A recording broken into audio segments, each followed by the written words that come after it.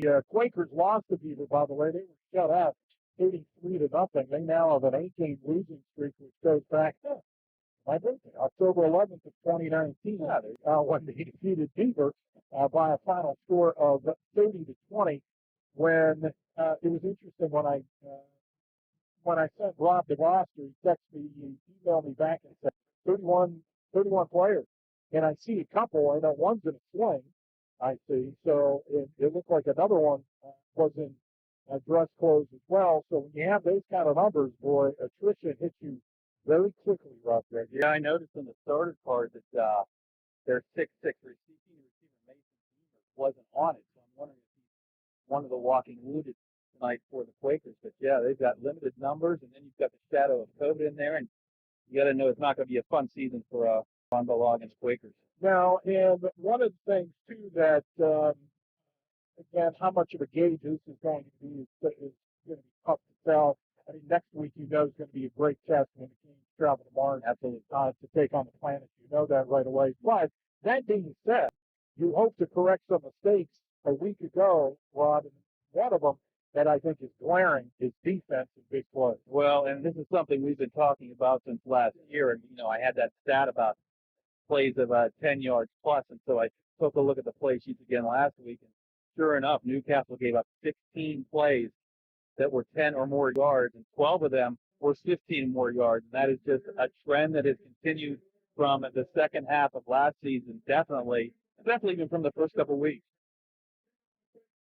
I was thinking as I was asking the question to Joe Coward, I was kind of thinking I could probably answer it because I was mentioning defense and tackling.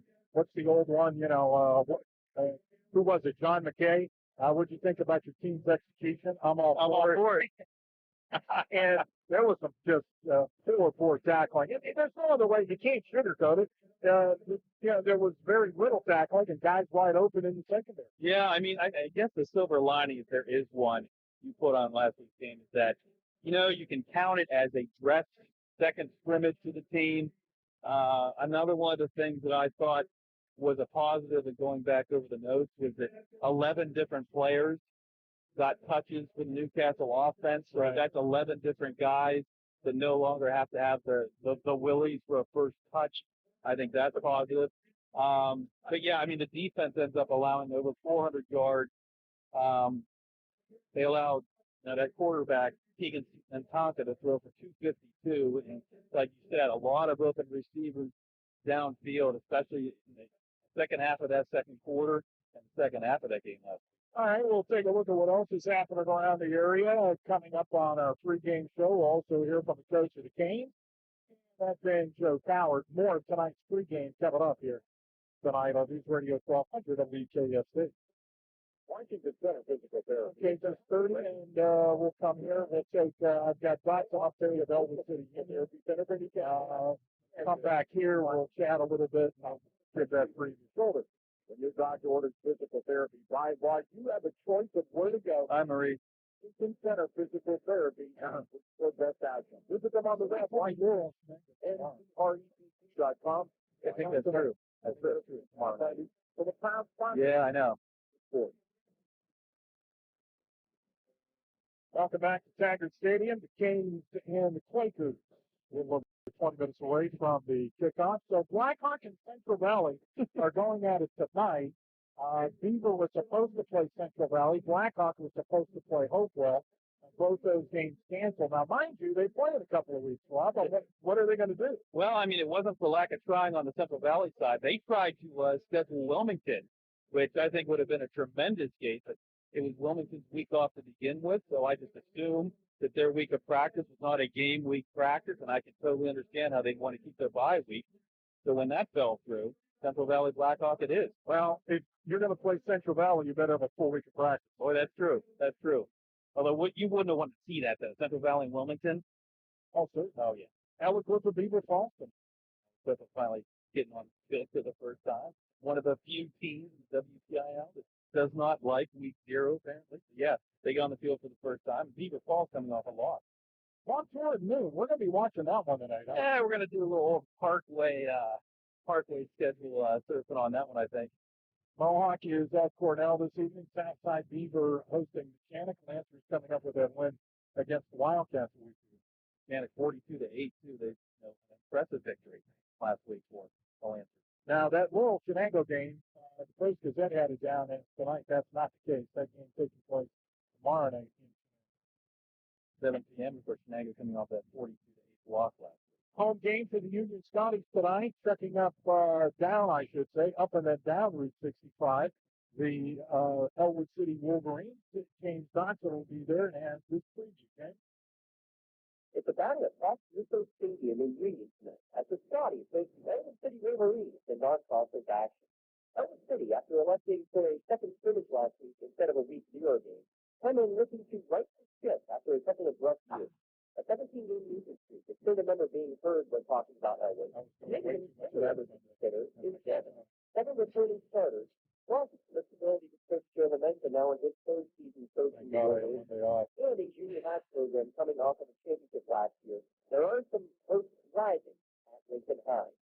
Ashton Wilson will move to quarterback this year. He should be a good dual threat option. Watson Gatto and Carter Leach coach the ball in the backfield. For Union, the 25th season for Stacey Robinson as head coach, he started off with the band. A kick return for a touchdown, a punt return for a touchdown, and a pick six, plus a 41-20 victory for Union over Mohawk. They also had short field scores by turnovers in a couple of possessions as well.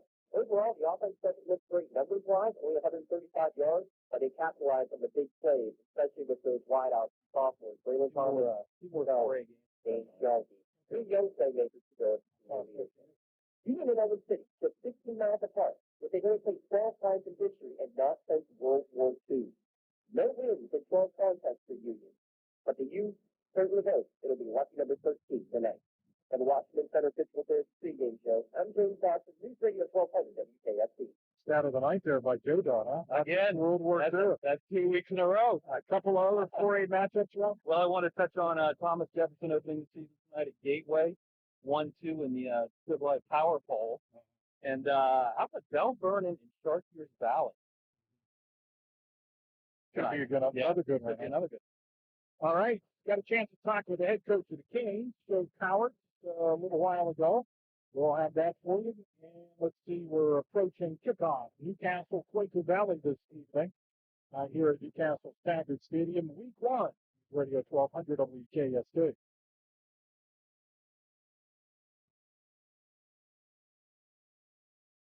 It's said that defense is the key to a championship team this football season. When it comes to personal injury, you want the winning team of Luxembourg, Brothers, Kelly, and George. They are your personal injury law firm. Football fans know that that defense is a good offense. When you're injured, let LGKT defend your rights by going after the injury compensation you deserve. Call Luxembourg, Brothers, Kelly, and George for free consultation today, 724-658-8535, or go to LGKT.com. Good luck to all the teams this football season from Luxembourg, Brothers, Kelly, and George.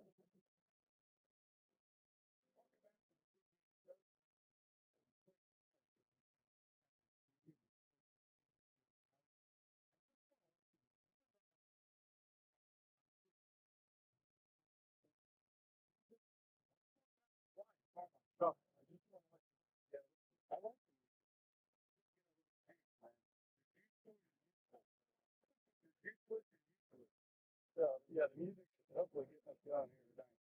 All right, first drive of the game, first drive of the second half.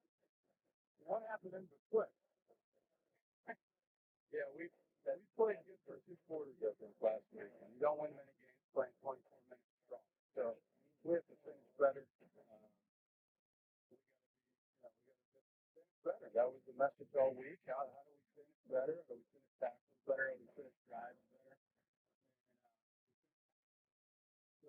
those are the things that, for us, we got to get after a little bit this week. Is it just a situation that was the real life? I don't know. Obviously, we're a little inexperienced.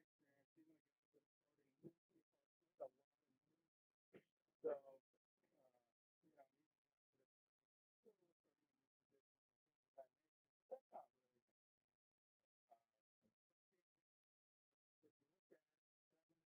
about 4 minutes ago, quarter. Defensively, another stop, and we weren't able to convert, and then they take it long. We got 95 yards for a touchdown. That was end up having okay.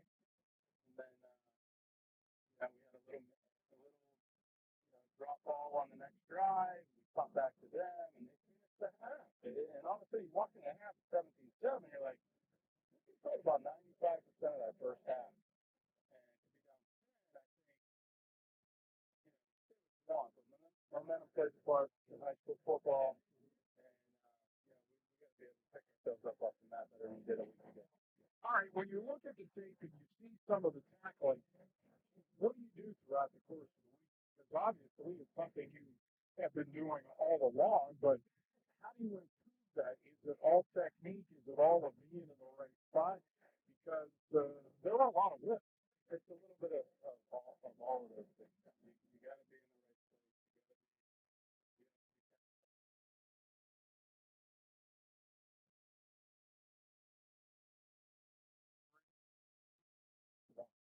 Welcome back to the pregame show tonight. Newcastle and Quaker Valley from Newcastle Tiger Stadium.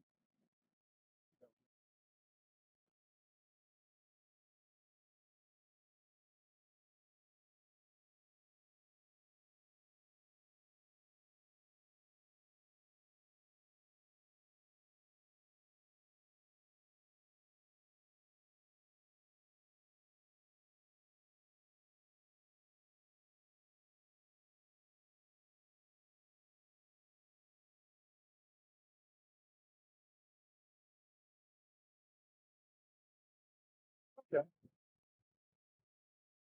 Sometimes stuff stops working. For you. We'll have one before the season ends. These are Emmy-nominated interviews.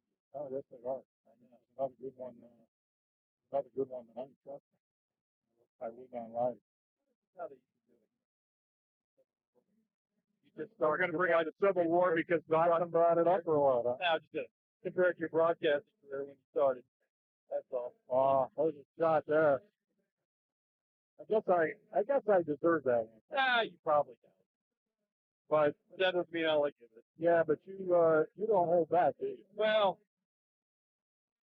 my filter jacket, my filter got rained out this week. Is that what it was? I tell you what, I think that we're going to pick this up once again with the coach of the Canes, Joe Coward, here tonight. Newcastle Quaker Valley. We're approaching kickoff here this evening.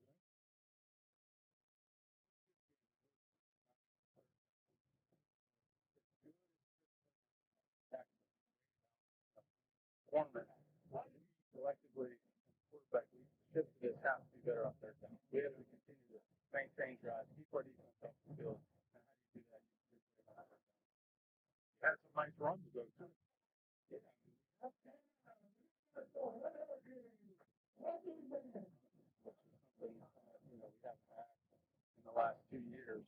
We have the ability to shrink the field with big plays, and we on that. Obviously, we got to stay ahead of the sticks and do the right things. But the ability to home run at any time is a big deal for us. So 5 games postponed. What's the protocol? Last year you could have been near your sixth cousin and you'd have been done for a week. So what's the standard now here in 2021? Is there guidance from the WPIL on that? Well, we follow our school district and the CDC. The CDC guides us. Right now, there's a couple of things really that are different than a year ago.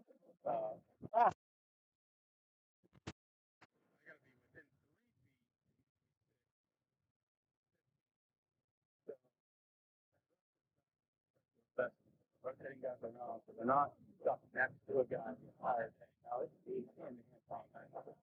Guys are going to swap. They're going to get after it. But we can prevent one guy being next to another guy for a long time. So what happens then is unless you're on a bus, right? We haven't got the road trip yet. You don't get stuck next to a guy. So if one case last year was a death sentence, everybody's died. This year, there may be a way to work our way out of that. So if you do get a positive test, that student athlete quarantine 10 days. That athlete is in any close contact to him. So that's where you begin the contact tracing. And I think the big difference from this year to last year is that contact tracing. Contact tracing, it was so immense a year ago, and now it's let's stick aside these people that are in close contact. And obviously, you want to protect everybody, and we know this virus is real, and our guys, I guess the data at this point tells you that young people are much in a better scenario to fight it off. But they go home to grandma and grandpa and aunt and uncle, so you want to protect the community. Story I had this morning,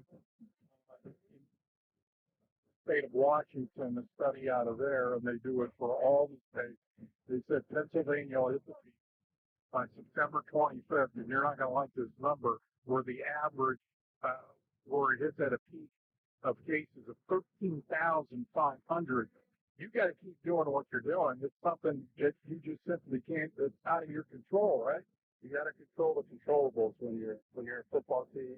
We're doing our best to try to keep the kids healthy, and like we said, we try to alleviate some of those contact issues where you're right next to people. But we're down for that. Battle's going to find us, and I know it will.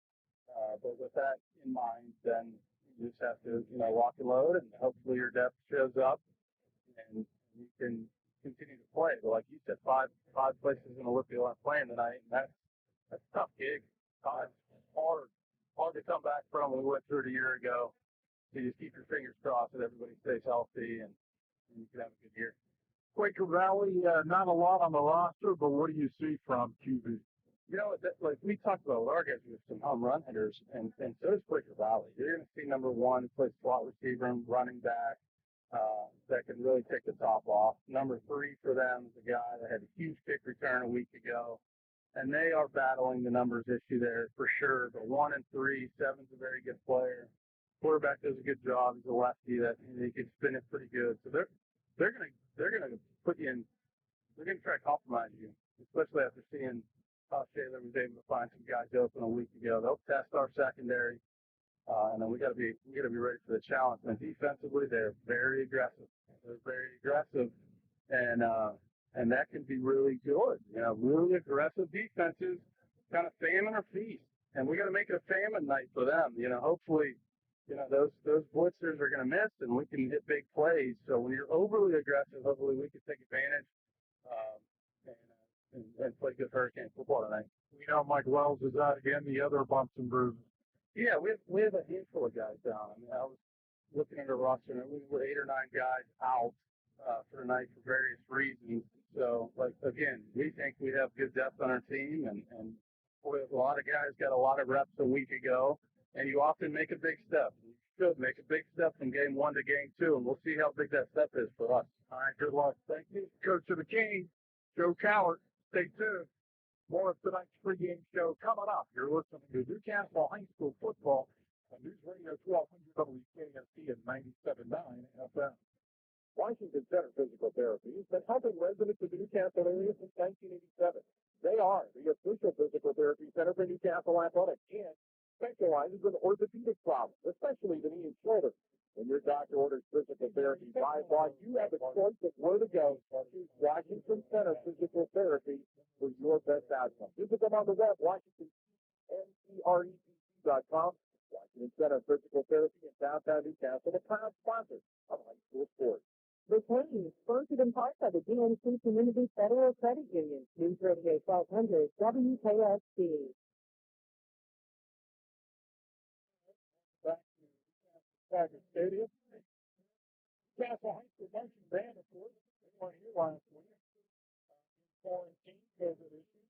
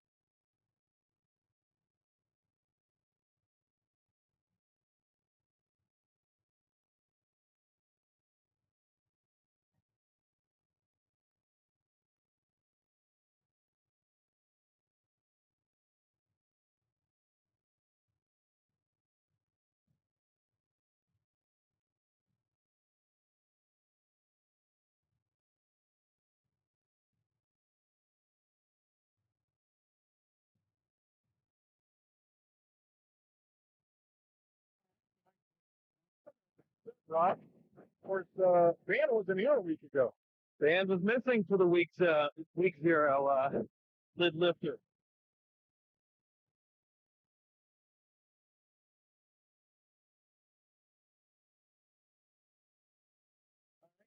Yeah.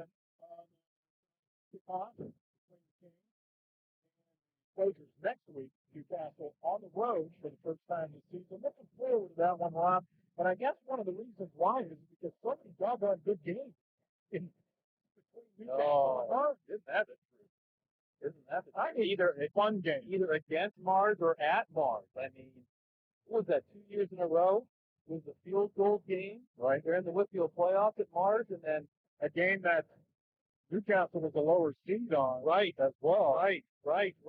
And then what, the year after went to Mars to play Brentwood? Was it? Yes. Wasn't that the game after the upset at South Fayette? Certainly was. Where they dropped 50-some? Yep. On the Lions? Played a fantastic game and beat Brentwood on the way to the Whitfield Championship game in the matchup with Thomas Jefferson. So yeah, I mean Mars has been a fun place for the Canes, that's for sure. And that'll be next week here on News Radio 1200 WJSD. As we crawl towards the conference schedule. Yeah. But how about Quaker Valley in the same boat? They're also in a 16 conference. 3A Northwestern 6. They don't start their conference schedule until October 1st, much like the Canes, when they travel to Central Valley. That'll be snowing that first week. How about last week? It was what, 83, 84 at kickoff with 150% humidity, and tonight we've got the perfect football weather. I got to tell you, I still think that it might have been warmer at the end of the night than it was at kickoff. Or more humid. I think it was one of the two. I think humidity-wise, I think you're right. I mean, I was wondering if it would drop below 80 by the time we heard the final whistle, and I think it was 79. Yeah. So I mean, yeah, last week was brutal. Of course, the second half of that game was Grandpa-palooza for both teams. So maybe we won't see that much of it this week with another week of conditioning and the temperatures and the humidity a little more reasonable. Quarterback will be Chris Hood in the backfield. We'll see Malik Jefferson, Julian Morton, Kayvon Gardner. The wide receivers, Tyler Lukens, Andre Jackson, Austin Kelly, Owen Severano. The tackles are Alex Fox and Rogers. David Jackson, Antonio Gardner are the guards. Kareem Holmes is the center to tight end. Mateo Sanders. Offensive line, not too bad last week. Joe Coward says he played okay. Yeah, so when the coach says that, he obviously was pleased about something. Right? Well, that might be the case, but anything we've got to watch tonight is not the first drive of the game. It's that second offensive last week. The first drive of the first half, the first drive of the second half were fantastic drives. Those scoring drives.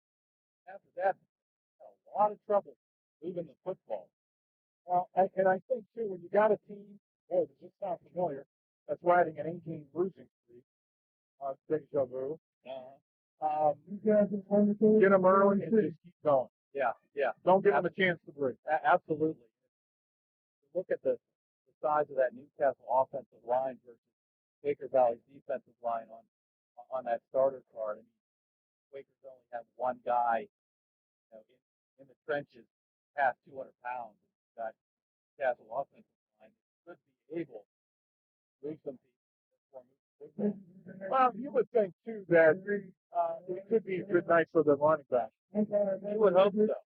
There were flashes of brilliance last week against Taylor, but like I said, after the first drive that both of those halves, there was Exactly, and you said the word, that really is. Consistency that the Kings are looking for here tonight, especially with the matchup on the road next week against the Mars Planet. Jameer Steffi will do the kicking here for the Quakers. Marcus Evans. Check that. Andre Jackson back deep for the Kings. We are underway in week number 1. Good kick. Still at about the 18.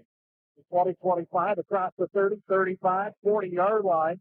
And that's Tyler Lincoln still on his feet across the 40, 45, all the way out to the 47-yard line. So first and 10 for the Red Hurricanes. All the way out to the 47. So excellent return. He's got 10 to the game. For as we said, the quarterback, solid performance a week ago. 35 from Lincoln, too. He limped off the field in the first half last week. Return looks like he's 100%. Backfield.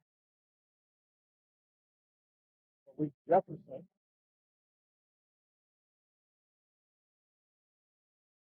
Next to Chris Hood, with receivers right and left and flat to the right on a first and 10. Hood wants to throw, got to air it out deep, got a man. It is dropped. It is dropped and incomplete to Andre Jackson, and he was wide open. That's a touchdown if he holds on to it. Yeah, and it was Jackson a week ago that had one, a deep one in his hands. Couldn't hold on. Yeah, down the Quaker Valley sideline. He did a great job. Nice little arc on that ball. Right into his hands. Jackson just couldn't hold on. They had it about the 20-yard line, and he had nobody in front of him. Avon Gardner also in the game now, too, along with Malik Jefferson. They're both in the backfield with Chris Hood, and it's going to be Jackson here to the near side of the 50 to the 45, down to the 43-yard line of Quaker Valley, and that's very close. Newcastle High School first down. Nick Danko in on the tackle, along with outside linebacker Nate Diggs. Short by a yard, third down and a yard to go. Chris Hood will bring the Canes out. Mateo Savage coming into the game. Right and left, slot right, Hood in the pistol. They'll hand it off.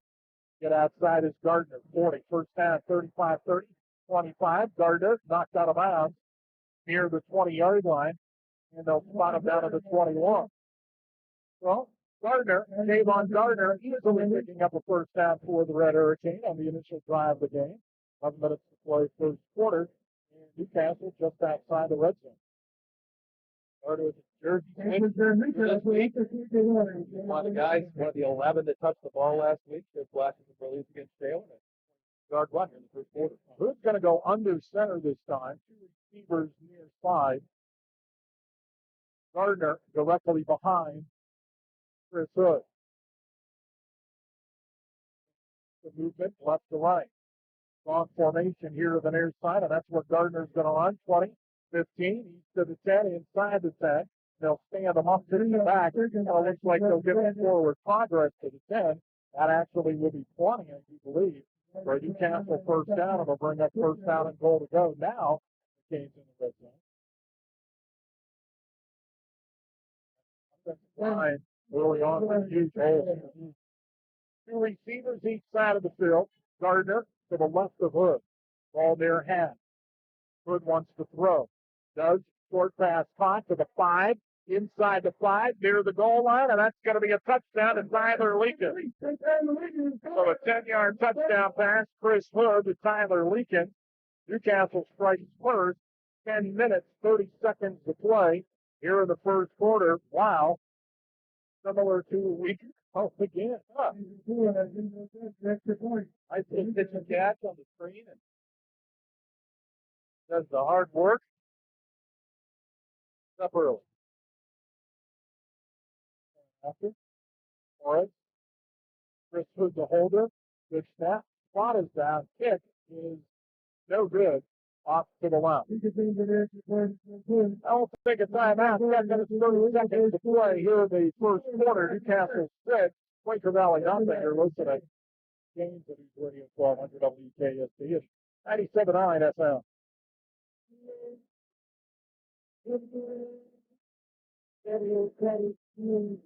How's your bank treating you? You feel like just another thing, a really nice bag? Well, maybe it's time to look for an alternative financial institution like GMC Community Federal Credit Union. GMC is a safe, consumer-friendly financial service provider that offers consumers with alternatives. Visit GMCFGU.com or stop by one of the 2 locations on South Jefferson Street, or 2907 Innington Road, Newcastle. Federally insured by NCUA. The Canes, sponsored in part by the DNC Community Federal Credit Union. News Radio 1200 WKSC. 6-0, Rob. 5 plays, 53 yards in a minute 30. Chris Hood to Tyler Leakin, 10 yards. 6 failed, 6-0. Javon Gardner, 2 rushes on that drive for 34 yards. Patrick Beachcomber, along with, I believe it's Jameer Steffi who did the kicking also back. Short kick. In fact, looks like it's an onside kick, and the Canes have it. The Canes have, no, they're going to call it Quaker Valley football, apparently.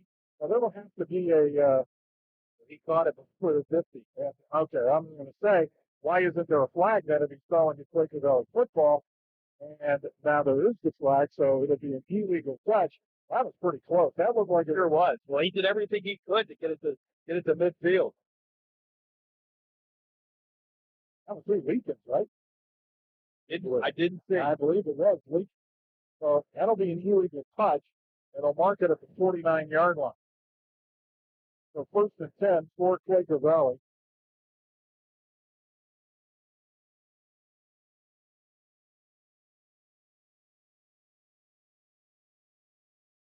Pressing it. They have it down now.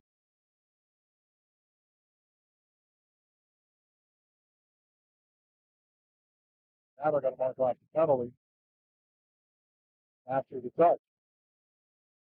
Gave a call of a pass interference call, so maybe somebody in the game contacted, had to be one of the Quakers prior to it going 10 yards, I guess. Well, I'm going to go with 39. Yeah. Castle 39. So Will be the quarterback. The 2 receivers split to each side of the field, and they're going to keep it on the ground on 1st down. Not much that time. Which number?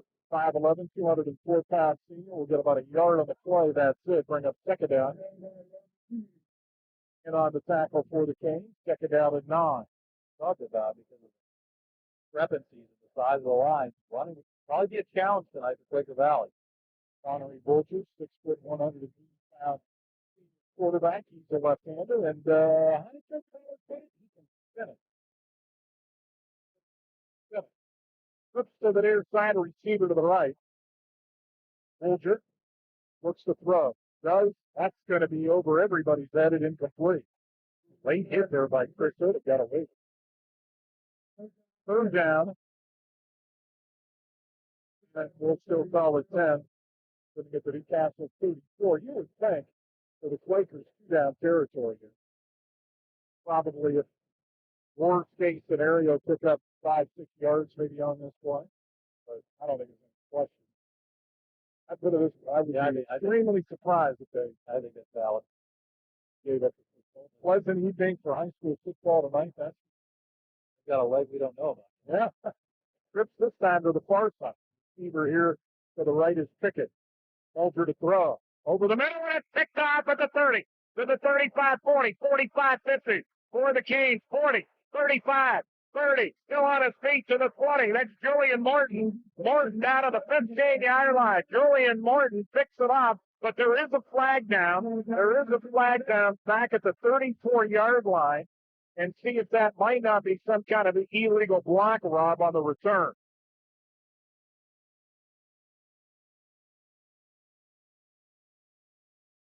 Just a sideline warning, that's it. Against Newcastle. So that will go all the way down to the 16-yard line. He picked that off around the 30. I was going to say around the 26, actually. I got him for a 58-yard. All right. That's what we go with. You're the one writing down the number. The question is what does the boss have next year? That is a very good because question. he is now the boss. That's Ronnie Conning was. Is that right? Did I miss a promotion? Yes, you did. Oh, my God. Google has failed me once again. He is the sports editor of the Newcastle News. Congratulations, Ronnie. Now everybody can yell at you. That's right. Far side of the field. Man in motion. And it goes to Leakins, and he'll get stood up. So they went with the end around, but this time the Quakers play that very, very well. And right there, who didn't get fooled was Dominic Scott Giles. Did not get fooled. No game. They'll give them a yard, second out of 9. I think that's what's going to have to happen tonight. Is that linebacking force going to have to fill some holes real quickly, run, and that's exactly what happened to Leakins in that last play. So, well, wait till after this play. 2 receivers to each side of the field. And that snap, Chris Hood's going to fall on it all the way back to the 30-yard line. That'll be a huge loss on the play of nearly 20. Check that. Maybe about 11 yards, I should say. That's a 30, 50-yard line, 15-yard loss. So when the game you're at doesn't have pictures in the Newcastle News, he's the one now that you can complain to about. He didn't have to deal with that before. Now he does. Oh, I love it. Flips here to the near side, receiver to the left. On a 3rd down and long, 3rd and 23. Hood looks to throw. Oh, got a time, and the ball comes out of his hand, and it's picked up by one of the linemen of Newcastle. As he went back to throw, Alex Fox pounces on the football, but Hood went to throw, and he just lost the ball. Very Ephraimian-like, that throw. Where did you come up with What is that, Super Bowl, what is that, 5? About 1,000 years ago? It looked like Gary Ephraimian, that throw on the Wow. Anybody? Ball back to the 37-yard line. 4th and 31 coming up. I know that. Steffi is back at his own 6-yard line. This Fox again, Johnny? All right. Snap is back there.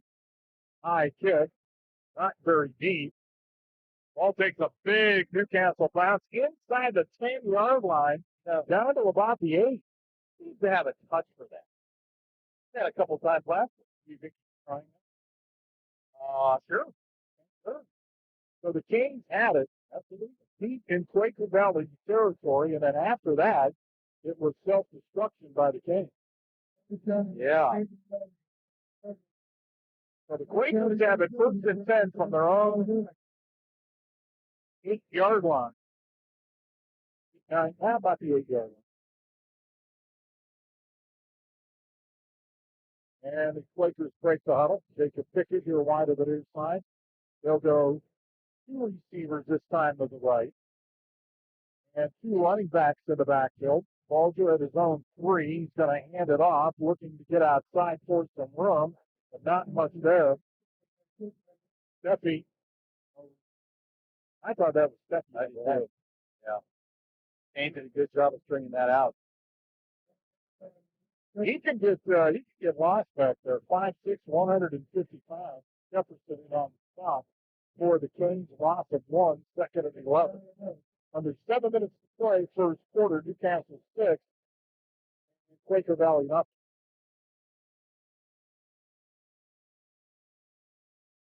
Quakers same week ago against Taylor. Going to throw the football quite a bit here. 3 seconds to go on the play clock. Let's see if they do get it off. They just do. They're going to keep it on the ground here to the near side, and absolutely no running room and close to the end zone. But question, where is forward progress? They're going to mark him down to the 2-yard line. Timber was swamped by the Canes. Antonio Gardner in on the stop back to the 2-yard line. Back in there too. So. Well, what the Quakers do here, if they attempt to pass, Bulger will be trying to do that from his own end zone. I think we can expect pressure by the Canes on this play after getting penetration on the last one. They're not going to get this play off. Play clock's at 4 seconds. And the Quakers going to call timeout. They just took way too much time trying to get that off. Confusion possibly on that far side? I don't know. Head coach is Ron Baylog. He's in his 5th season, 7 and 18 his career. But they're, just like anybody else, I think, Rob, what we see quite a bit, especially at what Class 3A is dealing with numbers. Yeah, dealing with numbers. I mean, They had it maybe as hard as some of the teams had it last year that missed games with COVID. You know, the first two called off because of COVID, had the last two called off because of COVID. They didn't have the luxury like Newcastle did of being able to schedule one of those games. That turned into the winless season. A losing streak that stretches to 8 games at this point. 5:42 to play, first quarter. Newcastle 6 and Quaker Valley nothing. In a just when you dial up a high school football night, you look under this thing. Newcastle fan here tonight, so another reason why we see a few more fans in the stands than a week ago. That's why, because they're here and they'll be performing at halftime, and they did in the pregame too. Bolton from his own end zone. Here as he throws, look out, that's picked up to the 10, to the 5, and touchdown Newcastle. The pick 6 by Austin Kelly at 15 yards. Bolger hit as he threw and threw it right in the hands of Austin Kelly. There was nobody there for the Quakers.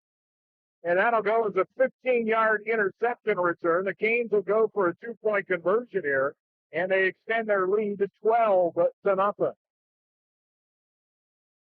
A little bit of an overthrow by Bolger on that one. Kelly in the right place.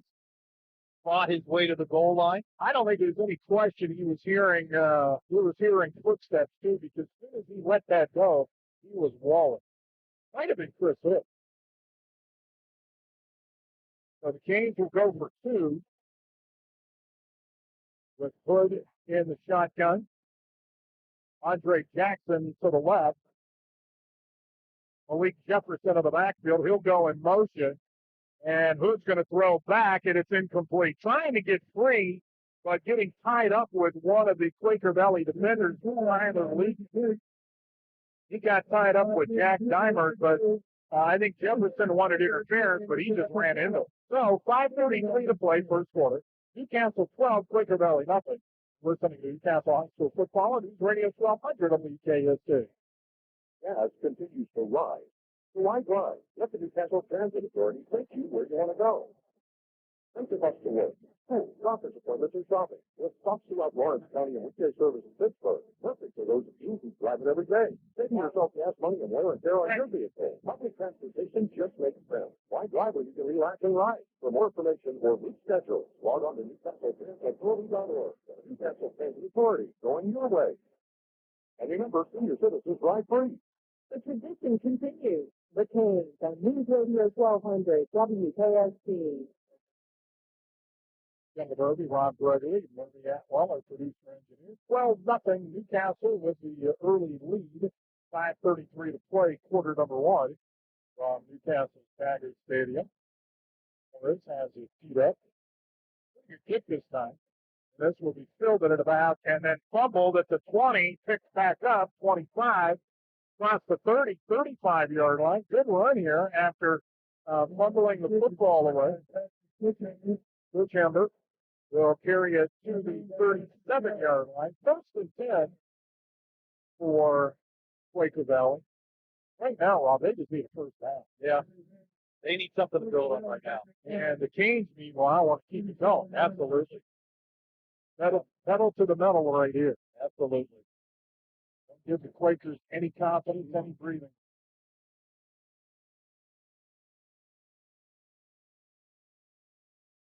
Pickett here to the near side, 2 receivers to the right, 2 running backs to the backfield with Bulger. High snap, fumble. Bulger's got a pounce on it at the 32. And the Canes are just coming. Yeah. Because that time, too, was Marcus Evans when he was untouched from his defensive end position. So another loss on the play. Quaker Valley back to the 31-yard line. So a loss of 6. Second down in 16. And goodness, what do you dial up here? I don't know how deep you dig at this point. The Quakers just need a play of just positive yards. Pickett again here to the near side, 2 receivers. Same formation.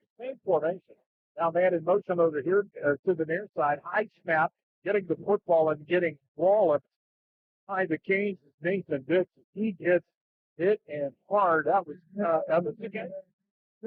Dix, rather. That's who I meant. And Marcus Evans was there as well. Say Marcus Evans on the tackle. Antonio Gardner, Chris Hood got in there. Say nothing but big beating little right now. Third Up down. front. Yeah. Third down, 17.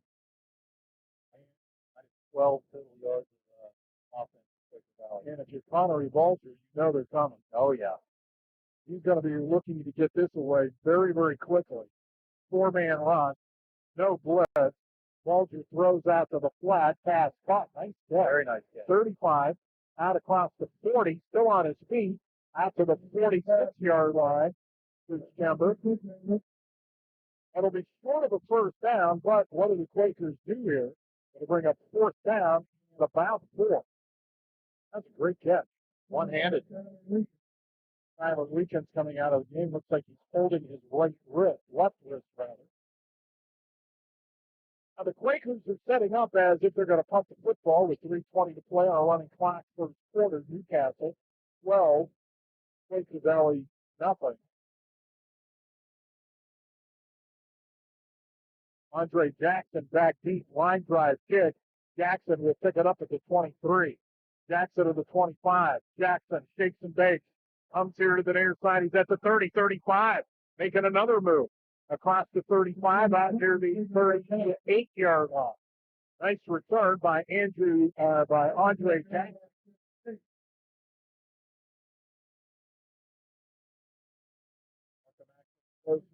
39-yard line. So the game with their third offensive possession. The second one wasn't very good.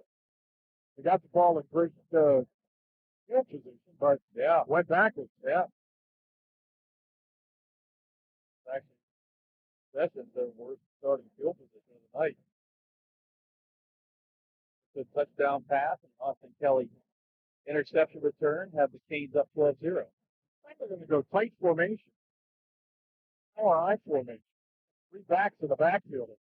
Old school. And who's going to hand off the football? 40. The 40 to the 43-yard line. Ben Gardner, yeah, It was. he got hammered. That's why they make black jackets too. Yeah. Gain of 4, second out and 6. Clock running. Coming up on 2.5 minutes to play. Here are the first quarter. Time Newcastle spread them out a bit. Lining up wide here to the near side. Nate McKnight, the freshman. Bird's going to pitch the football, and Gardner is going to get dropped behind the line of scrimmage back to the 40-yard line. Great job there. That time, Jack Demers, the outside linebacker. He's just a freshman, 5'8", 150 pounds. Their inside linebacker, Dominic Stockstyle, he's a freshman. A lot of youth. Mackie Gartley, one of their defensive backs, also just a freshman. They go 3 underclassmen on the defensive line. Touch. Let's start on the 3rd down at 10. Whistle. And we're going to see our first violation of the agreed upon rules by the Newcastle Hurircanes. Savage. I think. Savage. 3rd down and 15.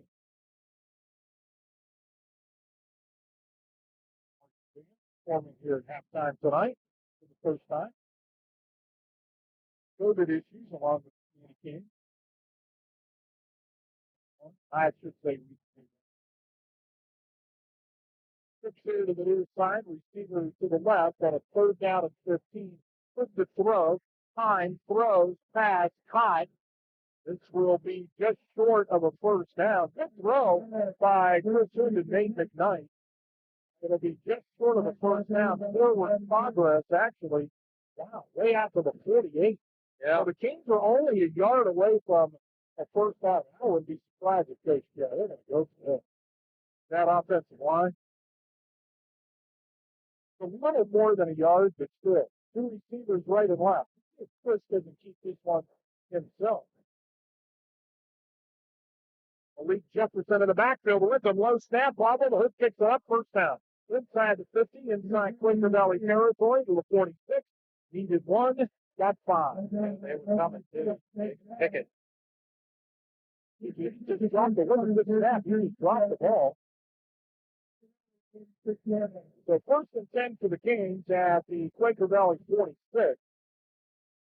And this is not an incompleted pass. This will be our final play of the first quarter, but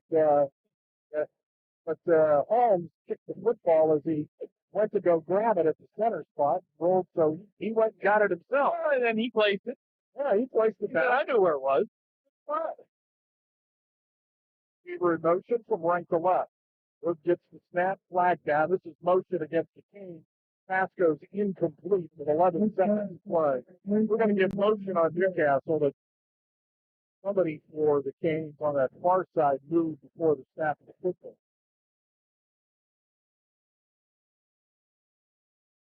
Take it back 5 yards. This will be back inside Newcastle territory to the 49-yard line. Floppy there. Yep. And you got more than one movement.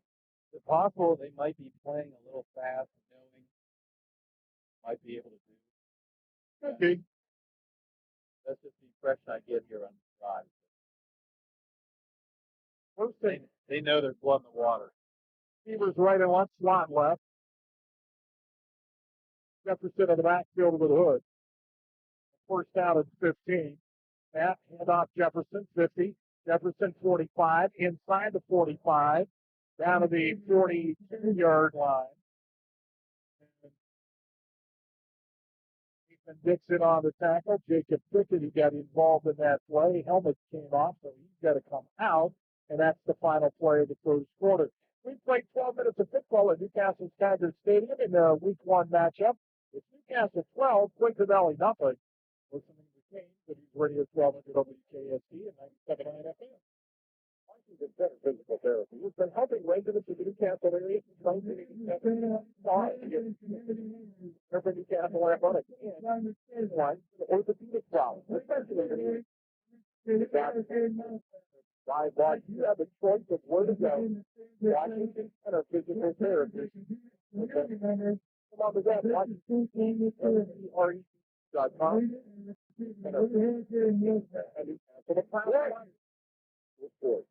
Tonight's game is sponsored by the law firm of Luxembourg, Garbage, Kelly and George, and News Radio 1200 WKSC. 12-0. Finished 12 minutes of football. Newcastle, when we return, will have a second down and about 7 yards to go for a Red Hurricane first down. Going on out there? Union with an early 12-0 lead on Elwood City. No offensive touchdown on Cornell, 14-7. Here's right and left, slot left. Good. The pistol. Give. Jefferson. And Malik will take it to the 40-yard line. Picks up 3. Third down at about 4. And doing I think they've got the Clips and Tigers. Third down 4. Right and left, slot left on that far side. The freshman Nate McKnight. Jefferson of the backfield with Chris Hood. Ball far half. Hood gets the snap, looks, he's being pressured. Oh, and the Quakers just stopped on the play of the pass. It's got 30, 25, 20, inside the 20 to the 17-yard line. Severino with the reception, and the Quakers just stopped. That was bizarre. He had Hood wrapped up. Now, touch football, he was down. Yeah, I give you that. It looked like it was going to be a big loss on the play. It turns out to be a first and 10 for Newcastle inside the 20-yard line to the 19. Ball there half.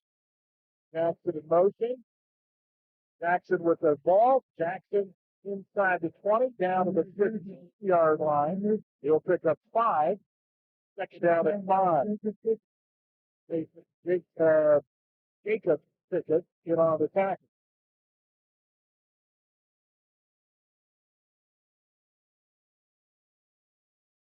Down 5 for the Canes. Austin Kelly in the game, splits to the far side of the field. Andre Jackson here to the left. Jefferson in the backfield with Chris Hood. And it'll be Malik. Runs in actually to his own man. Now a bunch of white jerseys after he picks up 2 or 3. 3rd down 3. And Gibson on the tackle. 3rd down 3. Marino back into the game for the Kings in one of the receiver positions. Ball far hash on a 3rd down and 3 with the receivers right and left. Marino on the slot to the left. Jefferson to the right of Chris Hood in the backfield. Hood, snap, pass, over the middle, wide open, missed him, incomplete. Theo Savage was wide open. Chris Hood led him too much. Pass goes incomplete, and we're going to see Angel Flores trying an field goal here. About 29 yards. 29 yards, ball far hash. Chris Hood, remember, Chris Hood's the holder here. Quarterback.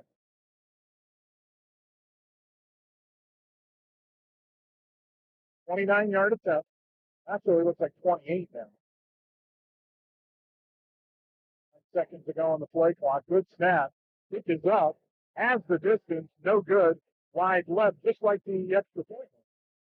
Well, Quaker Valley dodges one there. Kind of hanging around with the Quakers. Yes, they are. Unable to move the football at all, but you know, they're one big play of being right back into the football game. Now it's with the 6 Beaver Falls, nothing. Blackhawk Central Valley going at it tonight. They are so good. They are so good. 7-7 in that one, really. The Black Beavers scored again. Blackhawks trade punches with So 1st and 10 for the Quakers. They have it on their own 20-yard line. On the boards are so far struggling here this evening, but the Canes, to their credit, putting pressure on them all night.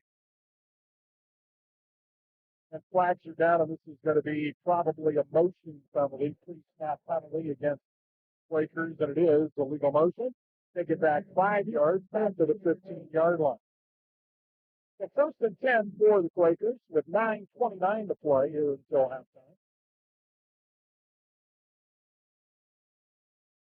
Traveling 22:79 and then a lot of traffic. That's the best way to put that road trip. and hoping there's no accidents on 79. Yeah. 10. Receivers right and left. Now they're going to send 3 receivers to the right, 1 to the left. 1st and 15, Bulger. He's being pressured, hit, fumble, but Quaker Valley will recover it at their own 11-yard line. Good pressure by the Red Hurricane. Robert Reed getting in there and knocking the football away for the Red Hurricane out of Bulger's hands. There, yes. 2nd down now and long, 2nd and 19, as the ball is back to the 11-yard line. Like he was knocked out of his hand while he was trying to scramble. And just so happened to fall toward his lineman and bounced on at the 11. At the line of scrimmage, this is a mismatch. Oh, That's the only way. Absolutely. I mean, this is where the paper does not lie. 2 receivers each side of the field. Bulger shotgun, man in motion. And the give to Jameer Steffi. And he's going to be tackled back to the 5. Great penetration again by that right side of the cane. Are they been inside the 5? This drive started on the 20. It is now 3rd and forever at the 5-yard. Got to get to the 30. That's Quaker Valley's 6th negative play. Well, I don't mean to harp on that because there's an obvious mismatch up front, to be sure. 4 seconds to go on the play clock. They may just get this off. 2-1. They do. High snap. Bolger brings it down. He's just going to run it out of the end zone and take it to the 3-yard line. And a flag down. Late flag, another flag. Now let's hold the phone to see what this is all about. Red ball, unsportsmanlike conduct penalty against Quaker Valley. Bolger maybe slammed the football after. You got it there. That's born out of frustration. My eyes left me at the end of the play there. Born out of frustration. It's just, Yeah, I mean, Campbell in his own end zone to punt the football. Now he's, 8-9 yards deep. So yeah, he's pretty close to that back line. Severino back at his own 40-yard line. So the Canes will get this football. And once there's a turnover in pretty good field position, snap is away, kick is away. Pretty good one. Severino's going to run up on it and field it at 32. Severino to the 30 inside the 30-yard line, 25 to the 23. So first and 10 from there. Good hit by Demon, too, to bring him down. Now another flag late. Sideline. Second sideline warning against Newcastle, maybe? Be a fan of it? And the only way. Am I right that the Canes switched sidelines this week? Right. You're right. The substitution? Against Newcastle.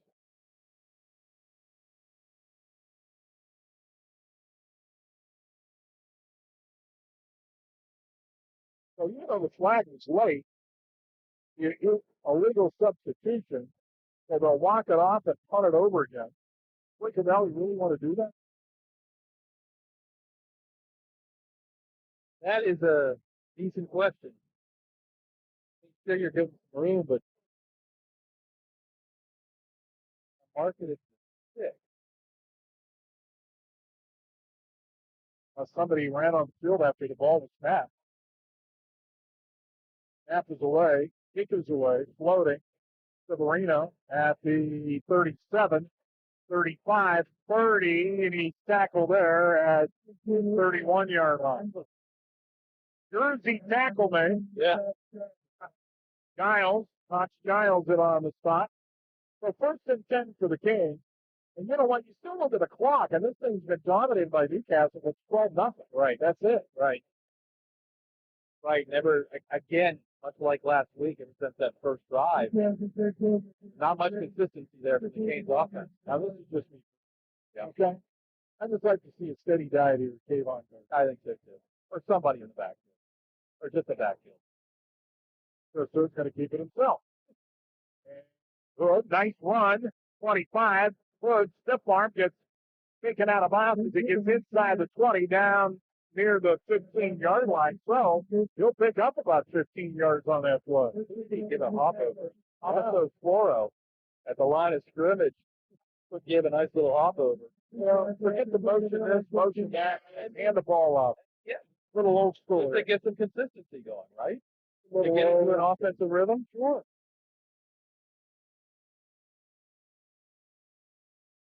The two running backs in the backfield. Gardner is one of them, and Kayvon's going to get the football, and he's going to get swallowed up as soon as he gets the football. And that'll be a loss of a few yards on the play. Jacob Pickett leads the way. Yeah, And he's coming out. That is a Quaker defense there. And when you've got about 10 guys on the sideline, you don't need that to Yeah, happen. I mean, we'll walk have more than a dozen. Huh? Yeah. So a loss of nearly 3. Second down, and we'll call it 13. Hood's going to come near side and keep it himself. Chris, it's inside 10, spins to the 9. Pick up there by Chris Hood. They're going to mark it down at the 10 in 7.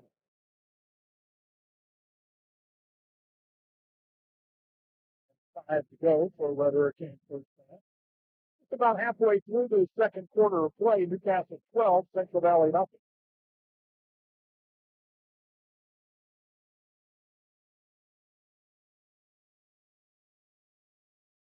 Come up the line of scrimmage. Bryce Wood also in the backfield. Deep is Kayvon Gardner. Hood this time under center. And Hood is going to roll, and he's pressured, and he throws, and it's incomplete. He had no time to throw that football.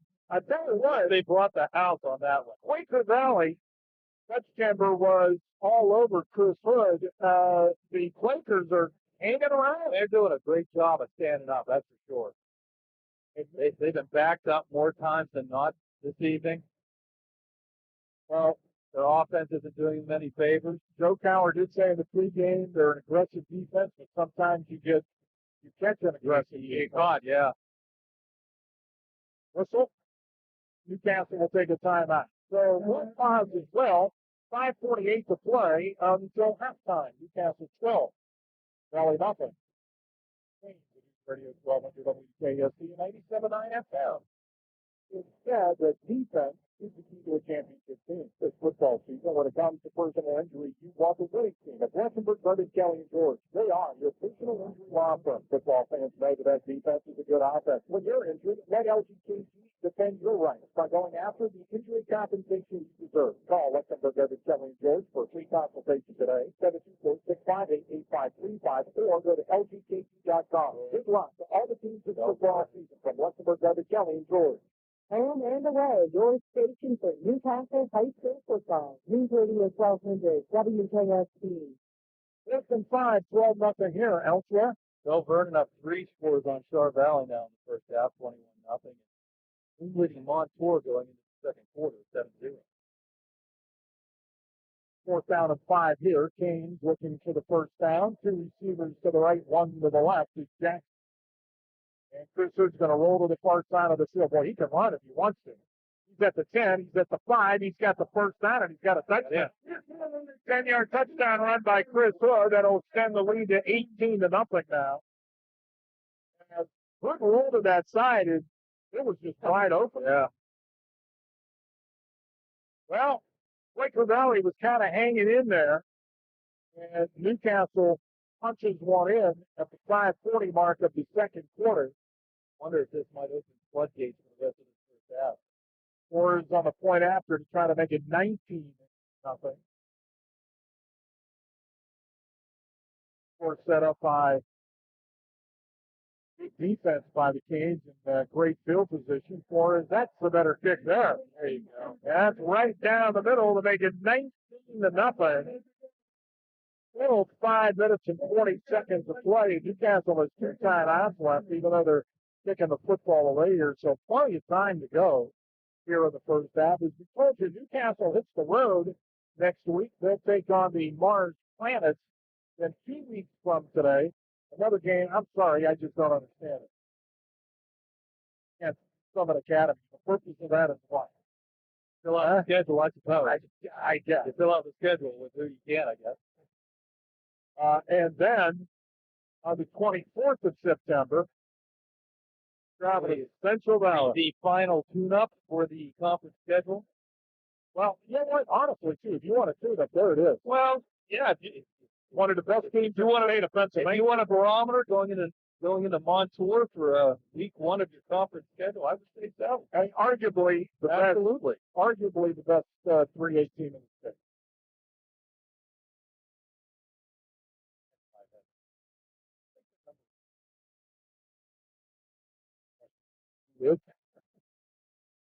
Or is that the teed up?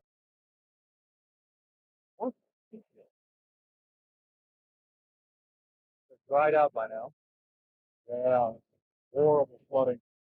Central eastern part of the state. High kick, short, fielded at the 25 to the 30, 35-yard line. Nathan Dix. Frankly, it might not have anything to do with what happened down east, but I mean, I hear Schuylkill or Reed Schuylkill, and I think unimaginable rain this week. 1st and 10 for Quaker Valley at the 35-yard line. How much did you guys get up here? nowhere near. Just Sure, I out. mean, Yeah, I mean, right, get down to Allegheny County. right. We got 5 inches in some places. Locally heavier. Bulger looking to throw. He's going to try to step up in the pocket, and now he's going to be dropped all the way back to the 25-yard line. Bobby Reed in on another sack. I believe that's his second of the night.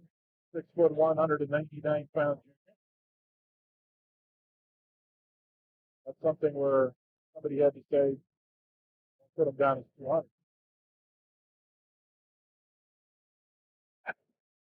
Right? I mean, No, you're not wrong. about that. Second down at 18. Under 5 minutes to play. 2 receivers to the left, 1 to the right, 2 running backs to the backfield with Bulger. He will hand it off, and another loss.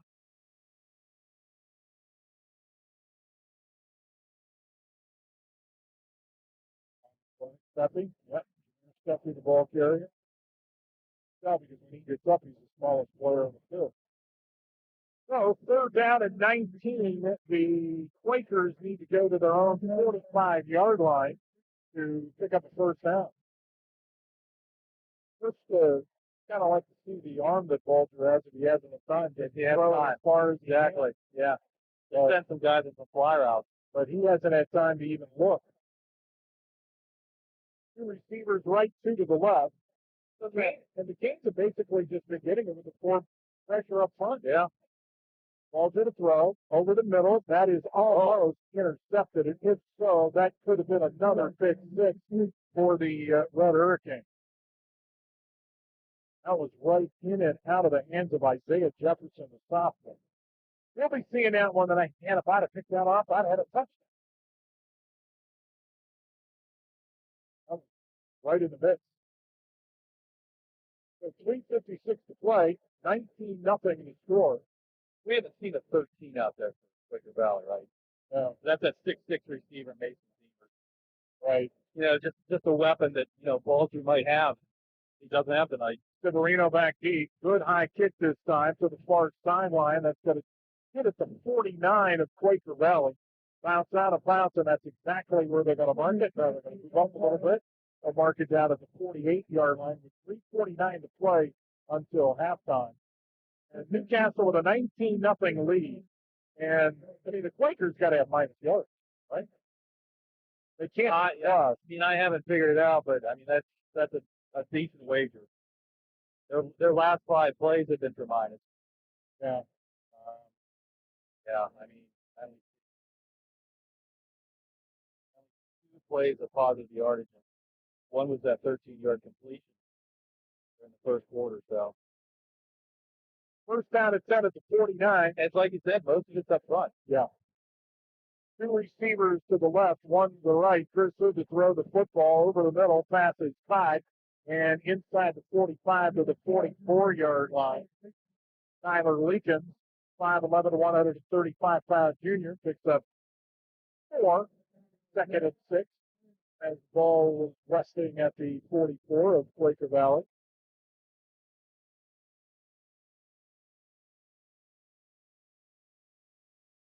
Second down, 6. Receivers right and left, slot left. 2 receivers left. Pass here to the near side is caught. 40, 35, 34-yard line.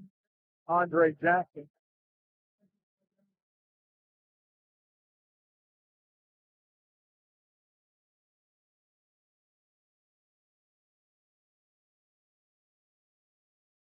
First down at 10. Ball at the 34-yard line.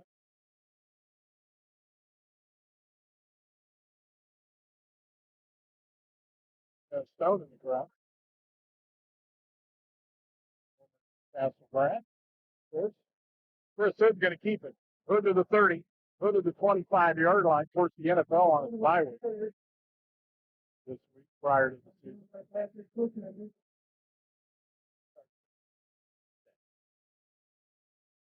Making the cut. The Baltimore Ravens. Oh, yeah. No, I'm telling you, he did. Yeah. On a Twitter chatter for him to make the opening day roster. He did. All right. Chris Hood moving people around. Trips to the far side. Receiver to the left. Man in motion now. Severino back here to the other side of the field. Chris to throw. Look. He's going to keep. He's to the 20. Still on his feet. Gets knocked out of bounds around the 15-yard line.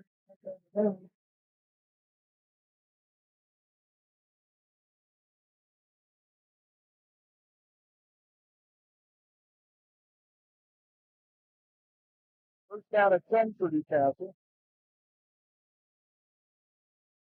And they'll mark it at the 13 whistle. And Quaker Valley with 2 minutes to play until halftime going to call a timeout. Probably because Coach Baylor give his kids a bit of a break. Yeah, a little bit of a blow. Down 19 first half.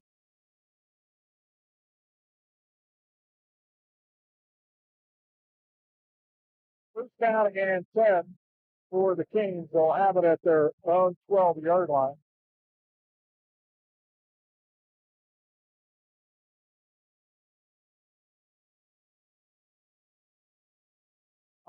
When I think of, all right, I bring up Geno Stone. What game do you think? I got one right away. Well, my lasting memory after the win against Brentwood, that great picture of he and his mom knowing that they were going to win the title game. Chris Hood to throw. Pass over the middle is incomplete. Not say it. The performance he Well, yeah, I mean, that's monster, absolute monster. And it had to be because that was a team. The Lions had run them 3 weeks before that. Remember On what he the same field. Remember what he did defensively that too. I think it's that's fair. I mean, he had a monster year to begin with. Right. He was right and left flat. Right. Might be big time. That's all right. Hand off. Nice cutback that time. Flag down. This is going to come back because of a block inside the 5. Jefferson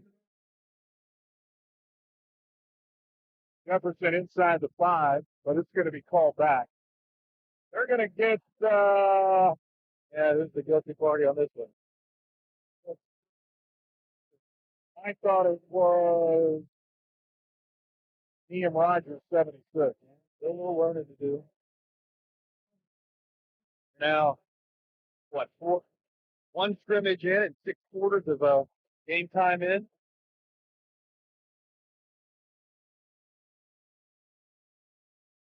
Second down and 17 to go. Trips to the far side. Still a lot of mistakes, Rob. Yeah. Receiver to the left. Oh, yeah.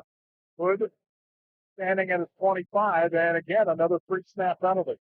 Do this against Ron Heinauer, Mars Planet's team, and you're not going to be as fortunate. Now, this is Say that right now. I think this is just end of the half.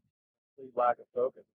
Well, and there's a great point you make, Rob, because that's a discipline thing.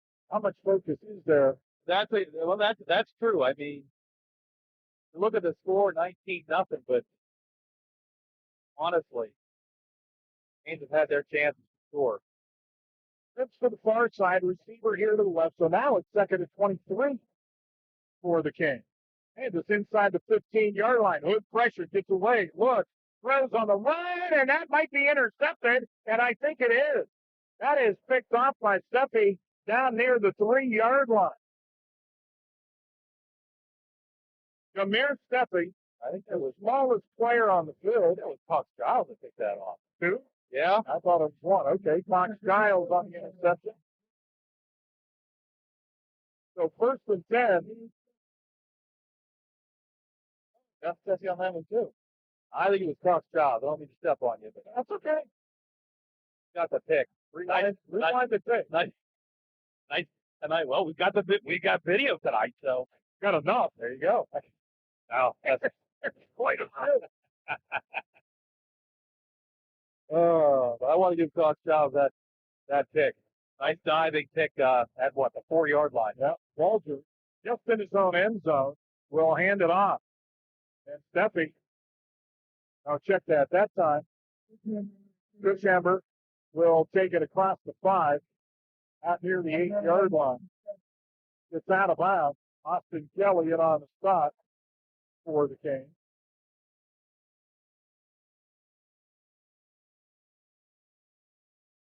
Second down.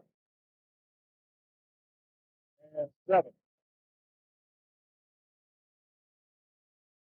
A little more comfortable than a week ago, huh? You're not kidding. Receivers to each side of the field. Soldier standing at his 3. And off. That's Chamber will get it to the 10. Short of a first down, and the Canes are going to call a timeout. Martin in on the spot. 3rd down and 3. So Newcastle calls the timeout. I'm sure they will if they stop the Quakers on this play. Might be the first time tonight that Quakers have put back-to-back positive yards together. I think you kind of see their thinking now. I mean, they're never going to win up front. Wide, use the speed. See what happens. Chris Hood, a couple touchdowns, a touchdown pass, a 10-yard run. Standing here, it feels more than 19-0. Oh, of course it does. It feels a lot more than 19-0. I give you the halftime stats on Quaker Valley's offense. The lack thereof. You would look at the scoreboard and we missed a quarter. But no credit to the Quaker Valley defense too. They haven't let the Canes totally push them around tonight. They were going to be hamstrung by the offense just because of the size, but it's a big play. They got a first time they can run the clock out, making 19-0. If not, the Canes are going to get another shot. Pretty good field position. Bulger all by himself now. Empty set in the backfield. He's going to throw it off the line of scrimmage. That's a lateral. It's at the goal line, and this one's going to lose yardage. Still on his feet. They're finally going to call forward progress. That's back to the 2. Switchhammer back to the 2-yard line. So a big loss on the play, and Joe Coward calls timeout. And the Quakers, once again, will be punting from their own end zone. And not just their own end zone, too. That's a lot of danger. Back of the end zone. That's a lot of them. Well, I mean, you asked to see Bulger's arm, and he kind of wound up on that one. Get it over to Clutchamber. Once again, I mean, the coverage is just too good from the Canes. Number 3 had nowhere to go, and as a result, like you said, we're going to see a punt from deep in the end zone. Owen Cigarino will be back deep for the Canes, and well, back deep, but he's going to be at the 35-yard line, right? Quaker Valley.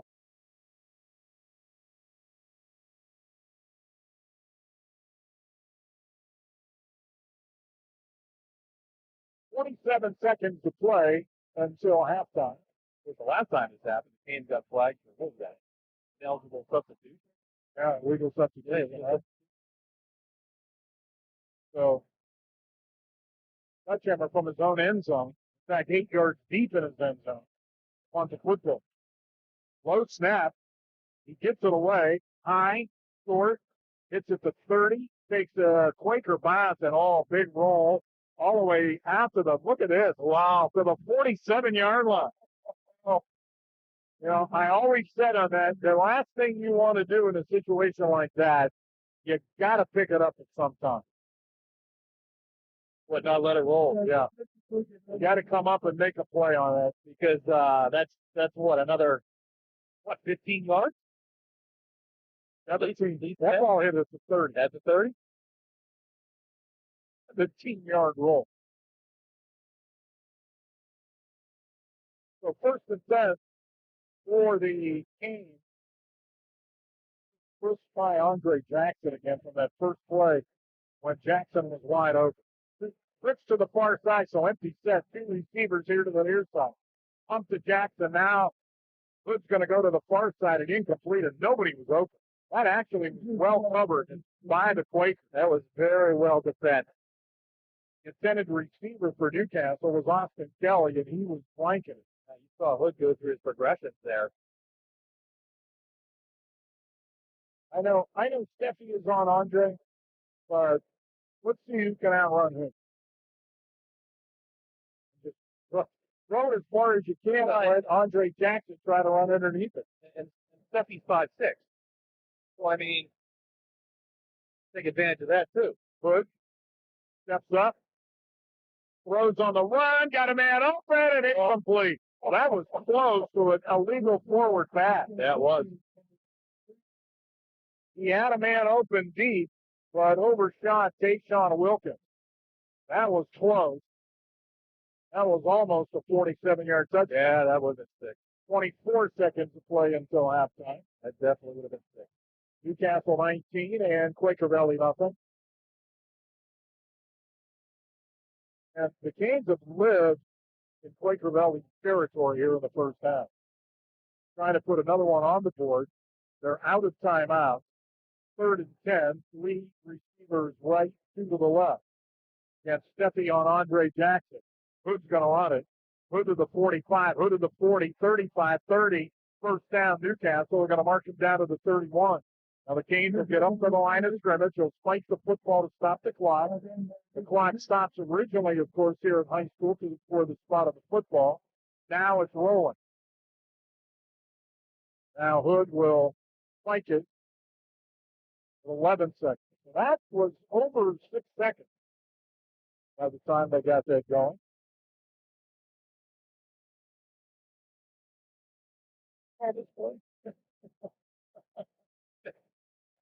Andre Jackson came over. Is that what you're looking to do? Andre Jackson came over to Coach Fowler. He brings the play in for Chris Hood. Well, anything that is inbound short of the first down and a half over. 3 receivers left, 2 to the right. Jackson wide here to the left against Steffi. Low snap. Hood hits the ground, picks it up. He throws on the run. He's got to be past the line of scrimmage there. Pass is incomplete in the end zone. Yeah, he had to be past the line. He threw that at the 30. The line of scrimmage is the 32. 3.9 to play. This, of course, is a loss of down.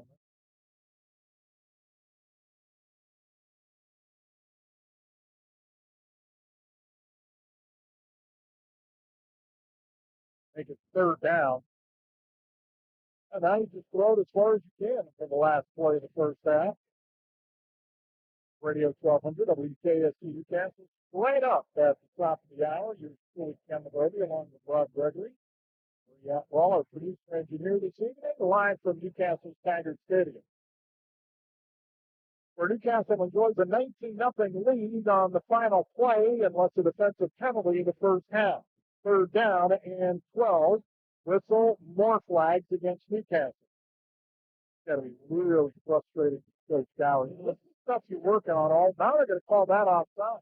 I thought I saw one of the Canes move, but maybe that was after a Quaker had reached the line of scrimmage. So, 5 yards back, 5 yards forward. 3rd down and 7. That's really irrelevant. Now we'll do it all over again. Again, barring a defensive penalty, this should be the final play of the half. My goodness. Don't want to get this playoff. Huh? Sloppy football now on both sides. Trying to figure out why it's spotted at the 27. No. Just don't. Another offside penalty against Quaker Valley. I know, 35 and 27. Well, now it's at the 24. Yeah. All right, Hood, looks, gonna throw it. Oh, touchdown to Tayshawn Wilkins, 24 yards, Chris Hood to Tayshawn Wilkins. And Newcastle puts their 25th point on the board on the final play of the first half. What a catch by Wilkins, the goal line. Chris Hood threw it up. Let the athletes run underneath it and make a play, and that's exactly what happened. 24-yard touchdown pass, Princeton to Tayshawn Wilkins. We do have a flag. Celebration penalty possibly on the Canes. There were some players on the field after that one. Now the guys in the striped shirts are debating it.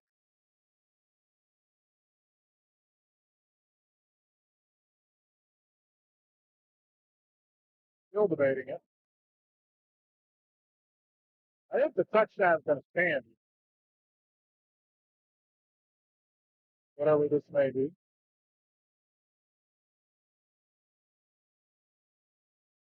Referee coming all the way over to the sideline. Talking to Coach Daylon. We have no idea what's happening here, but it looks like that the Canes, after all this, are going to go for two, try to make it 27-0.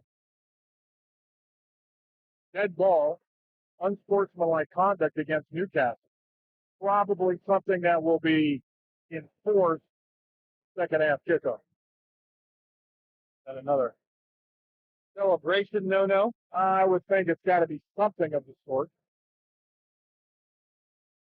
All right, now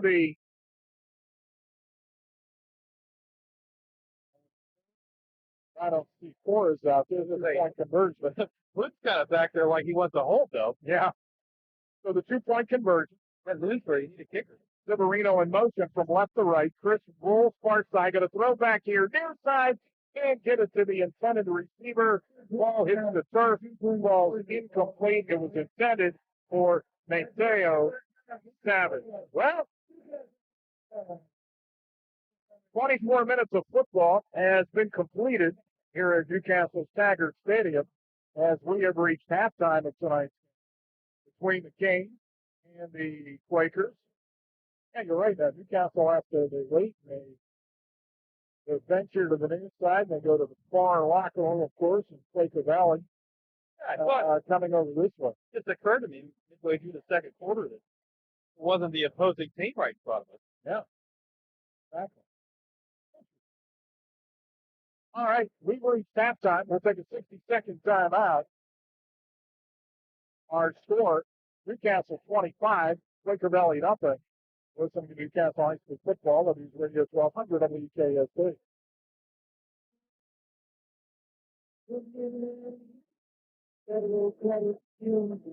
I enjoy that you. You feel like just another person who really likes. Hey, Lonnie.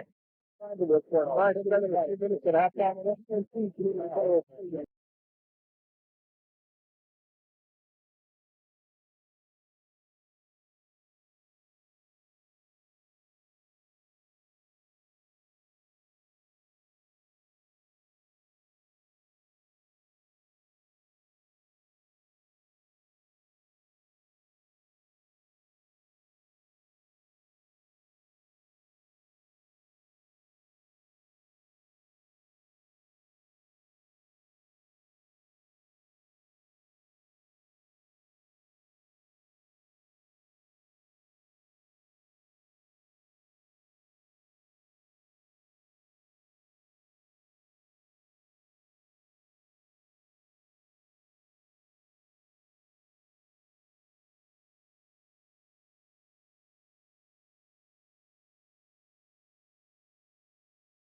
We're at halftime, 25-0 to score. The Quaker Valley marching performing Newcastle.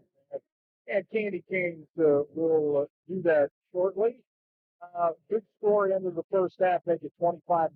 Now, of course, you're looking for a couple of scores and see everybody get in the game. Get that clock running, get people in the game, and stay healthy. Yeah. And that goes for both sides, especially for Quaker Valley when they come in here with a 31-man roster and have walking Nudu after the first week of play. So up front, it's no contest. No. And again, it's one of those times where on paper, it's not going to lie to you.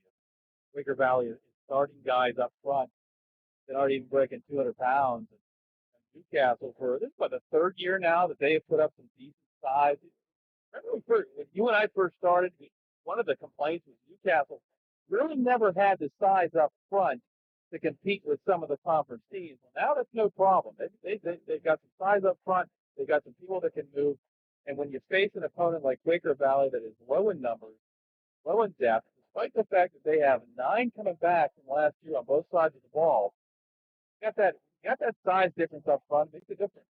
No way around it. Speaking of numbers, Alex Fox, the left tackle, 318. Yeah. David Jackson, the left guard, 304. Center Kareem Holmes, 234. Right guard Antonio Gardner, 240. Right tackle Naheem Rogers, 310. So defensive line at the end, Tommaso Florio, 180. Nick Denko, 172. And Pace, one of the tackles, at 235. The other defensive tackle, Abe Jadid, 178. Right. And you know, with all that, I mean, what's the lightest on Newcastle's offensive line? What, 245? I think it was, that what it was? 234. You know, with all of that said, and bringing all of that to the table, you know, I've got to take my hat off to that Quaker Valley defense in the first half because they were put in some unwinnable situations. They made the best out of it most times. 3 linemen on the offensive line, 178, 172, 180. Yeah. On the offensive line. Right. And that is on paper. And then Those are defensive backs. That's just exactly. I mean, you know, we sit here and we talk about, you know, the Aliquippa game. Aliquippa the last 3 or 4 years has just been humongous up front. I mean, we're talking 340, 350 athletes that can move and block and do everything. Sounds like you're saying ginormous. Yeah. Is that what I was trying to say? It sounds like it. So, you know, Newcastle, like I said, has beat up the last couple of years to compete with some of these teams.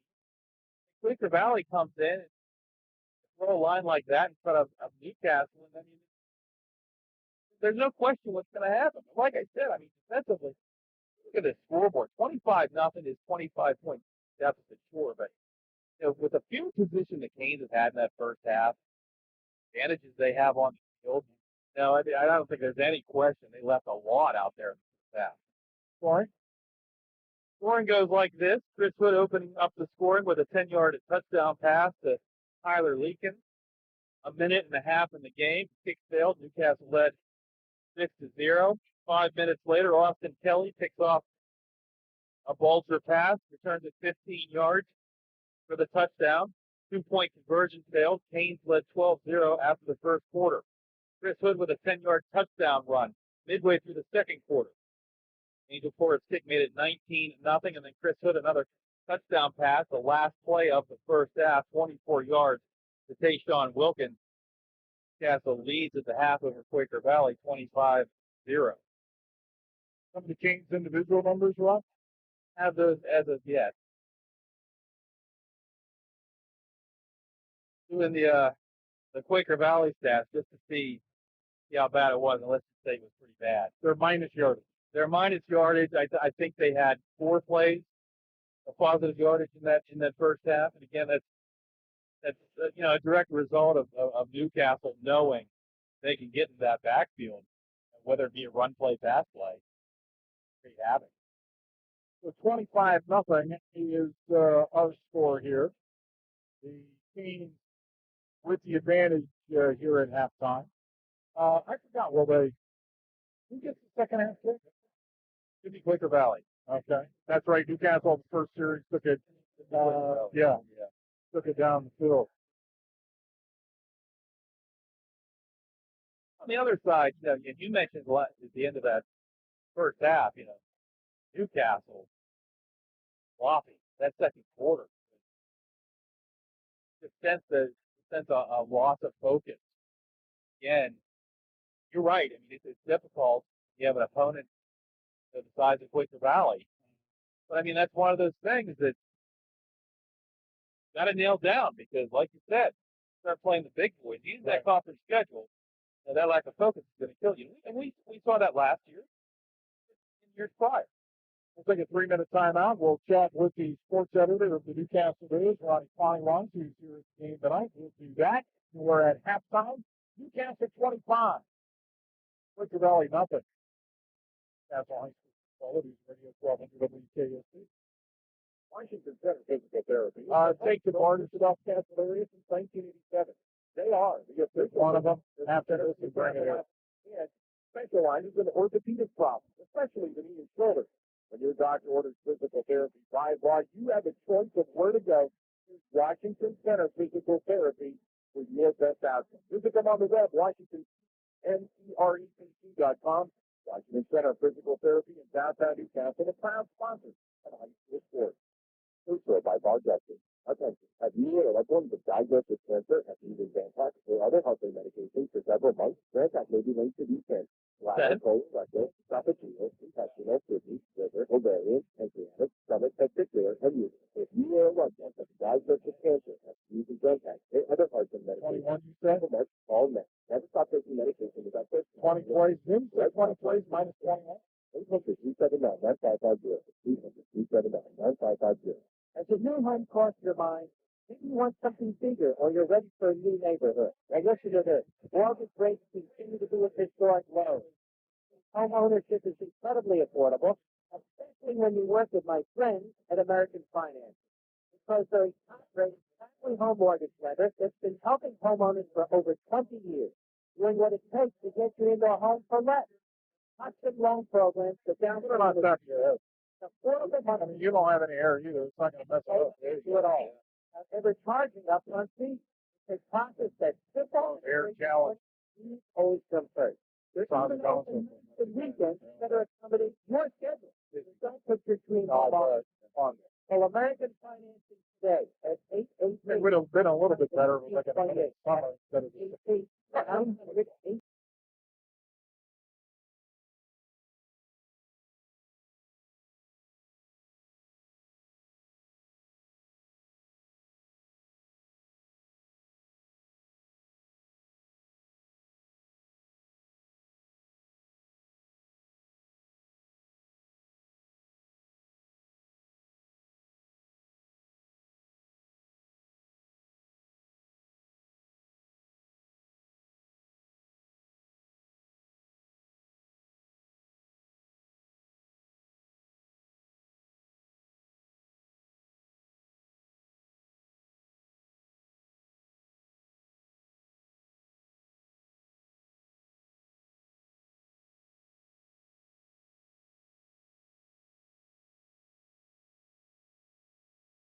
Find out why tens of millions of Americans are watching Newsmax TV. And going to Newsmax.com for breaking news. It's a source you can trust. Newsmax is real news for real people. Welcome back to Newcastle Standard Stadium, 25-0. Our score, we're with the sports editor of the Newcastle News, Ronnie Wansford. Congratulations, my friend. Thank you, sir. How's it going so far? I guess the question. Busy. Very good. We're excited about the fall sports season. It's underway, and it's underway in earnest next week. Well, Saturday, cross country, soccer, volleyball. We'll be full steam ahead on starting Saturday and definitely. Yeah, people don't realize how many fall sports there are at the high school level. Huh? I do. Yeah, yeah, you do.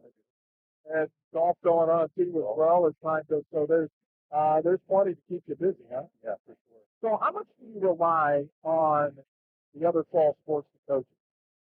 Heavily. And around Newcastle, we think Bob Natal. He's very helpful. Is it? Yeah. Probably more than Newcastle. Oh, okay. All right. Well, he's out of town. I think that's why you're saying that. Yeah, okay. All right. So, what folks are going to see from in the Newcastle News as well as stuff online.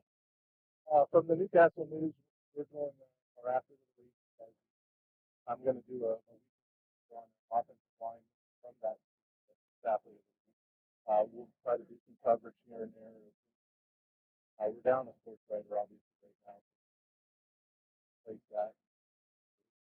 Trying to get by more or less, but we're going to still do the same stuff that we always do. How about the stuff that you do online, like football, the football season, the basketball season? Yeah, Gridiron started down here last night. It should be online, and that's going to be on Facebook.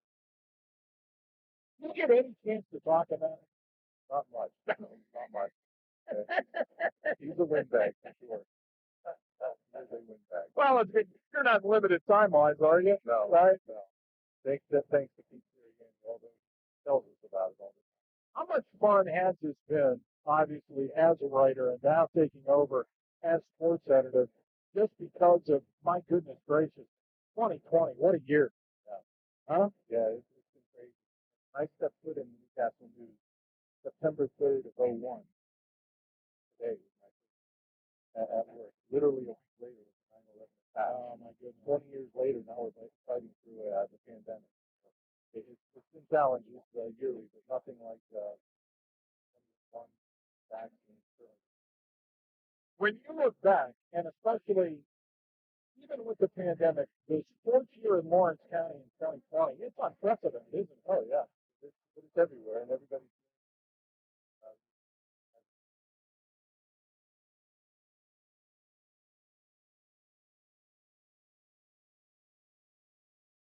following the protocols. There's a lot of people out there that don't want to do it. I had a story this morning that Washington University has done this in the past too. Coming up on the 25th of September, Pennsylvania will hit its peak of 13,500 cases per day, and that's going to happen on the 25th. This is going to be crazy yet before it gets any better as far as fall sports. I think, right. But I still think we make it through unscathed. We have to be careful. I think it'll be fun. I don't think that is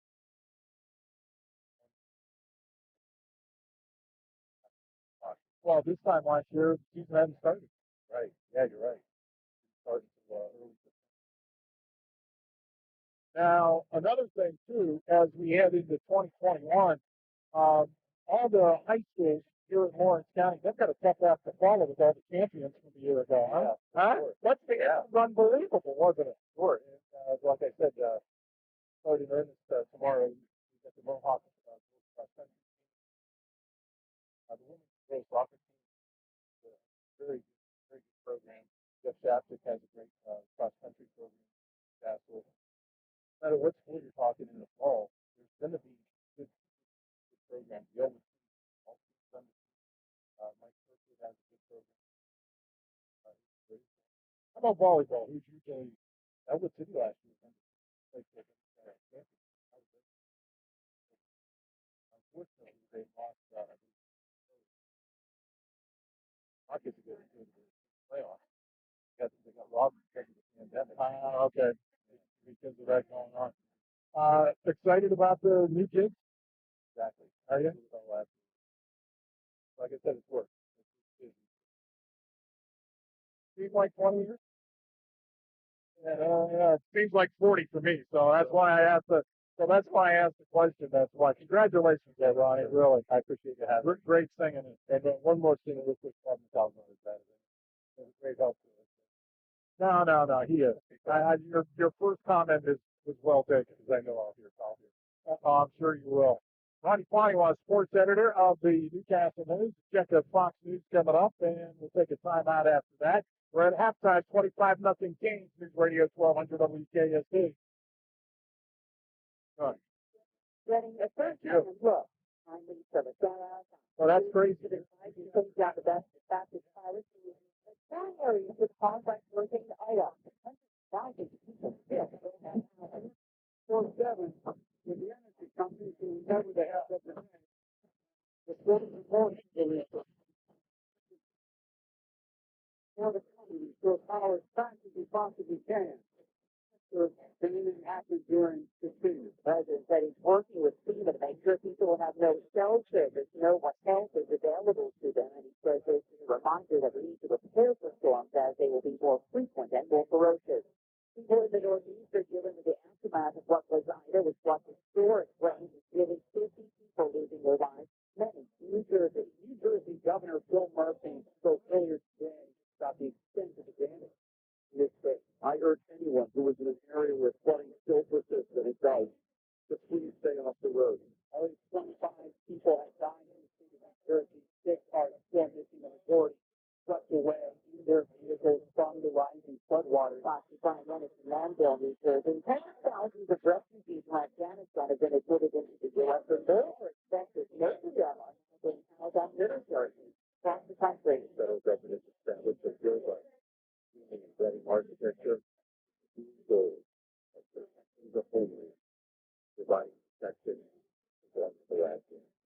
Homeland Security Alejandro Mayorkas, who added that 20% of those who had been airlifted from Afghanistan are U.S. citizens or permanent residents.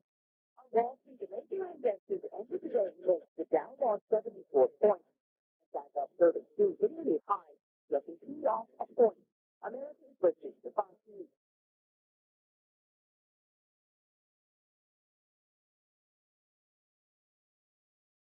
According to research, 82% of people remember radio. That 82% of people listening right now will remember the statistics and for differences. Look at hiring. 82% of people recall hiring faster and more. 82% of people know you can try different things for free. That's fine. Com. Yes, free. 82% of people keep in mind that college is qualified your job. Let's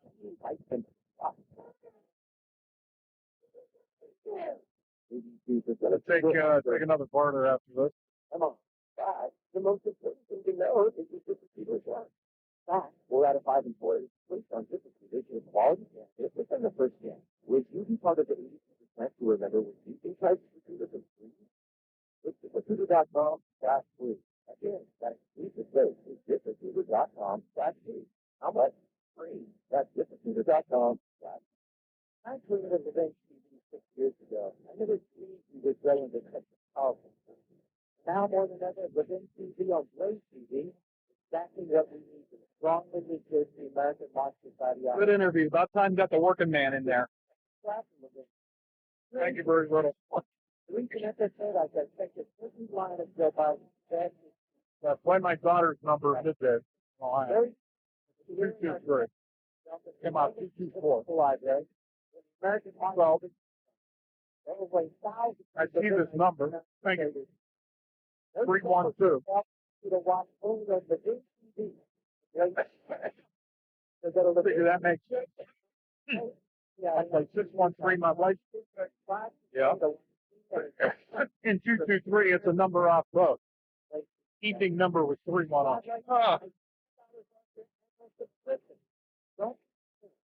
Join us today. You can more than 30 million Americans are now tuning into Newsmax TV. It's one of the biggest media stories. Newsmax is available on all major cable systems. And if you touch a cord and don't get cable, you can still get Newsmax. Find it on your smart TVs like Samsung, LG, and more. Just go to your smart TV channel guide or download the free Newsmax app. I have a few numbers Also here. streams free on Roku, Xumo, Pluto, Amazon Fire, or TiVo, and 7 million Newsmax apps on the wall. Download it. And there's no paywall or subscription. So watch Newsmax for breaking news anytime, anywhere. Sports, call Newsmax. What did you say, Quaker Valley Kid? Find out why Yes. tens of millions of Americans are watching Newsmax TV. Going to Newsmax.com. The news. It's a source you can trust. Newsmax is real news for real people. Serious car repairs can feel like a lose-lose situation. You lose your money and your time. If you don't have the right coverage, just one repair can bleed you dry. With Car Shield, you don't have to worry about expensive repairs anymore, because Car Shield administrators handle the paperwork and expensive payments, so you don't have to. It's a win-win. Car Shield could save you thousands. You get to pick your favorite mechanic to do the work, and Car Shield's administrators take care of the rest. It's like they're your own personal team of auto repair problem solvers. For instance, Car Shield even provides roadside assistance, rental coverage, and trip reimbursement at no additional charge. Whether your car has 5,000 miles or 150,000 miles, Car Shield has monthly coverage options to fit your budget. Assess coverage today and see why Car Shield has. Visit carshield.com/Levin to save 10%. That's carshield.com/LEVIN. A deductible may apply.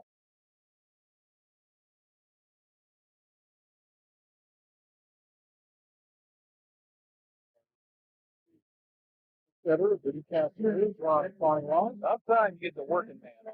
Yeah, because it happens to be paper writer. I understand.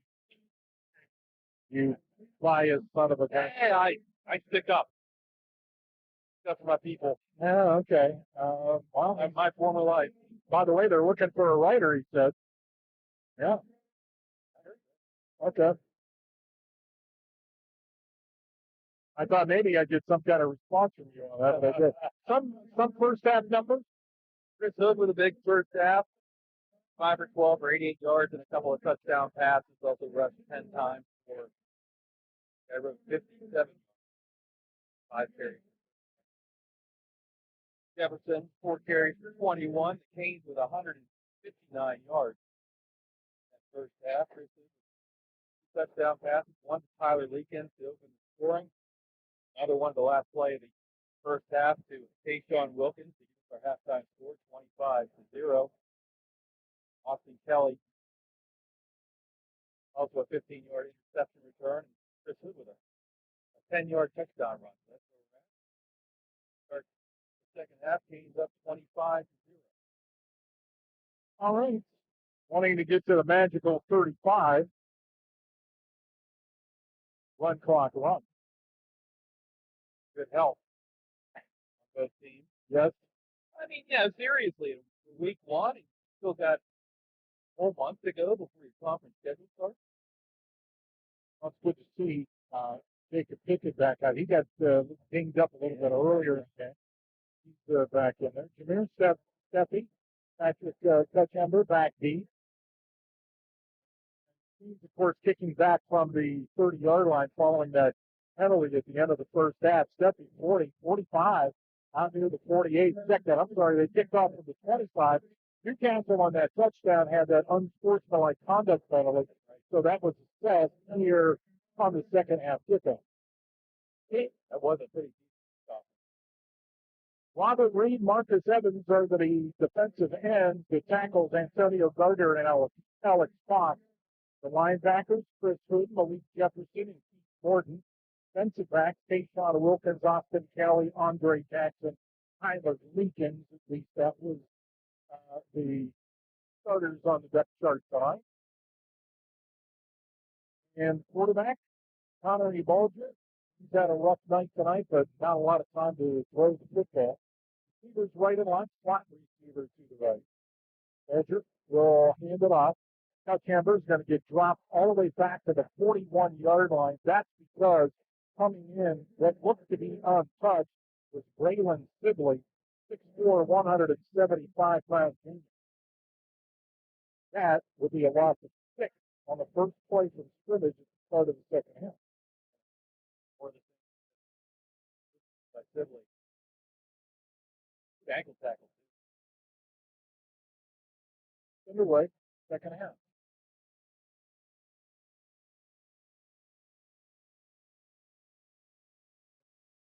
Dominic Cox-Giles now will send 3 receivers to the far side of the field. Walter, once to throw, does incomplete. Just doesn't have any time to throw the football at all. As he's trying to grip the football, he can see out of the corner of his eye that he's being pressured and coming in with Marcus Evans, defensive end. Every time he drops back, the world is caving in on him.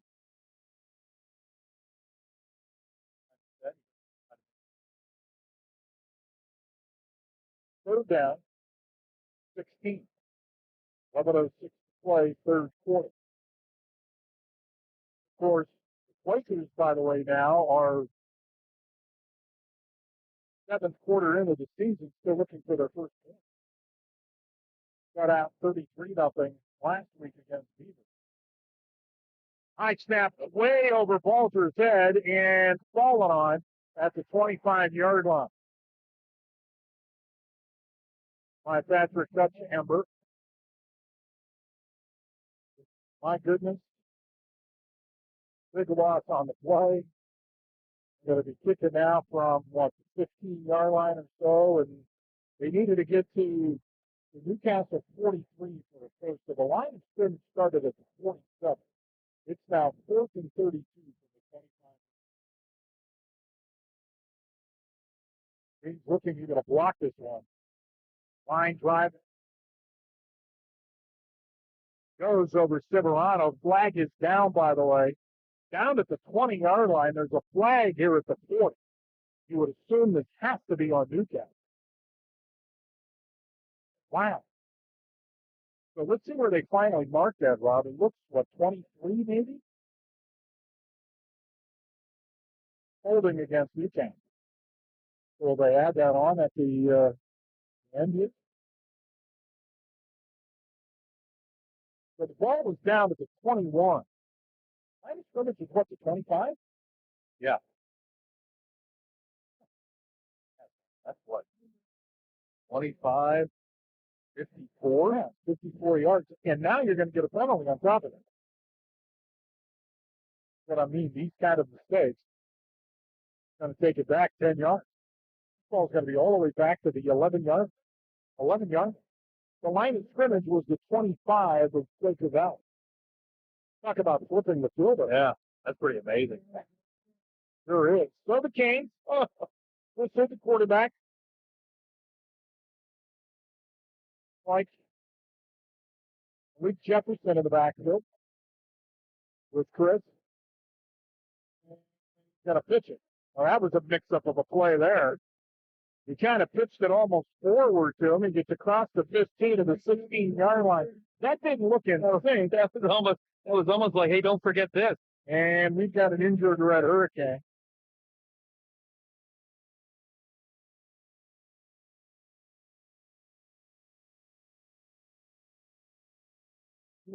On a night like this, it would be cramped, but it could be.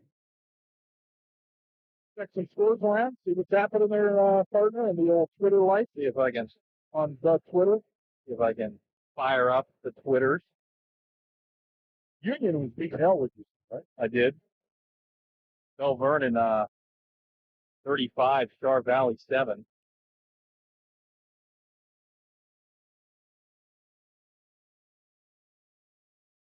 Get that. With Union 27, Elwood City 0 at the half. Mohawk 14, Cornell 7 at the half. Central Valley leading Blackhawks 24-7 at the half. See a theme here? Yeah. Anything on Montour mean? Noon 14, Montour 6 at the half. Big football game. So, Clips and the Tigers. Alex took a 24, Beaver 12-7 in the second quarter. That was at the fifth inning, wasn't it? I think So, well, one of the Canes still down.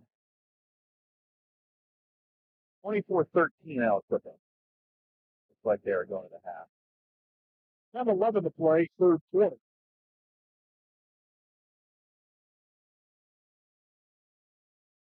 Training staff out near the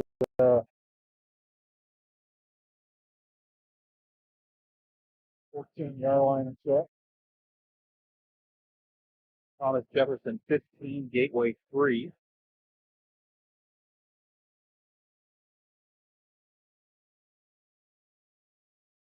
Way through the third quarter. This is more than a claim, unfortunately. Yeah. And this is not what you want. Week 1, game 2. I'm going to take a guess. It's one of the offensive linemen.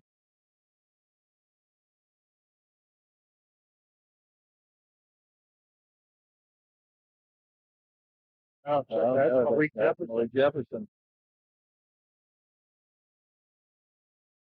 I would say Not putting any weight on what is that? His right leg. Right leg.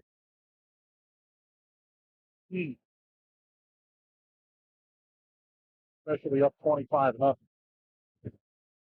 So second down and long. That play didn't look good from the very beginning. No, that was a mix-up from the start. Further will go under center on the 2nd and 9. I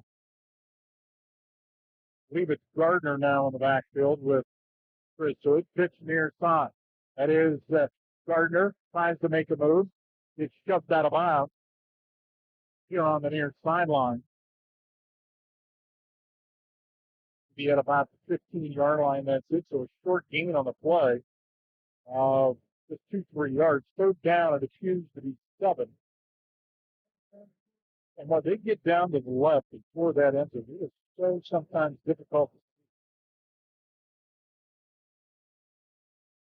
to ask Joe Coward next week why the change of bench. Indeed. Receivers right and left slot left. Hood in the Shotgun formation, quick throw, near side, caught by Leakins, makes a nice move, first down, and gets knocked out of bounds. Boy, Great move by Leakins, and he'll pick up a first down. He took a shot. Oh, he took a great shoulder. Knocked him out of bounds right in front of that Canes bench. That was Gutchamber who Laid into him. yeah, Got his shoulder into him. ball out to the 29-yard line, but that's plenty for Newcastle first down. Right, the great juke, though. Yep. Get the extra yardage. Jackson to the far side, Leakins here to the right slot left. Finally, Leakins has to move. Another Oh, no question. free snap penalty for Newcastle. They got to have at least a half a dozen. And Tyler Leakins, 5'11", 134 pounds.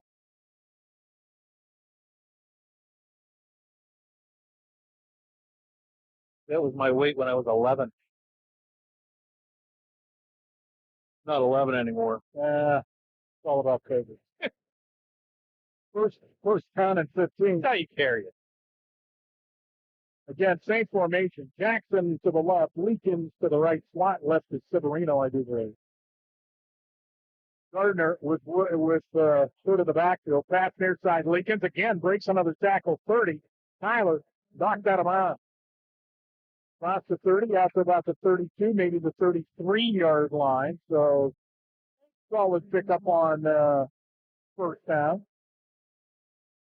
About 10 of that, they got picked up about 10 yards, second down and 5. Ball resting at the Newcastle 33-yard line. Clock stopped at 9:40, and this quarter is taking forever.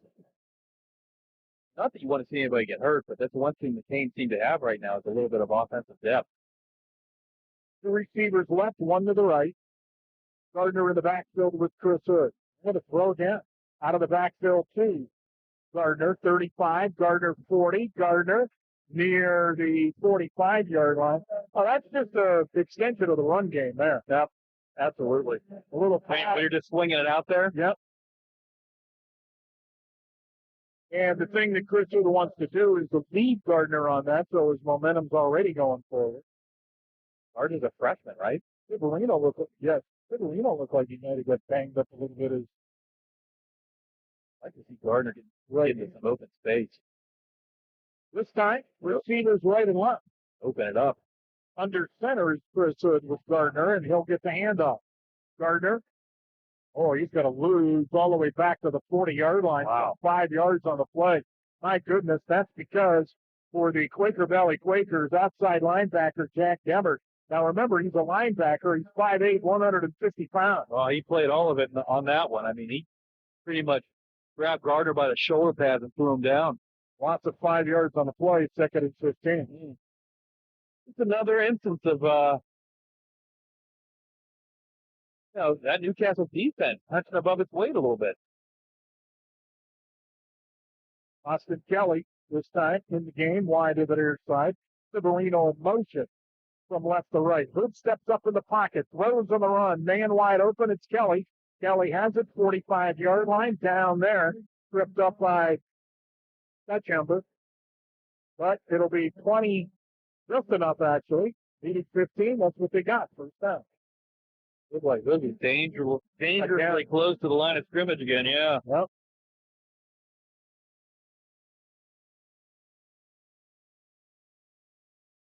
Turning into a methodical drive by the Canes. Coming up on 8 minutes to go. Just like last week. Third quarter. Kelly here to the near side. Jackson to the left. Severino will be in the slot low. Gardner in the backfield with Chris Wood. 5 seconds to go on the play clock. Snap. Give to Gardner. Trying to make the move, and he got tripped up back to the 46-yard line. It looks like just getting a hand, which was just enough. Abe Jadez, 6 foot, 178-pound junior, will have a 3-yard tackle for loss. Like a hop step that he tried to use to get himself some space. Maybe try to go to the far side of the field, the Quaker Valley sideline side of the field. Lee Jefferson here on the near side with his helmet off. Right next to him with his helmet off is Leakins.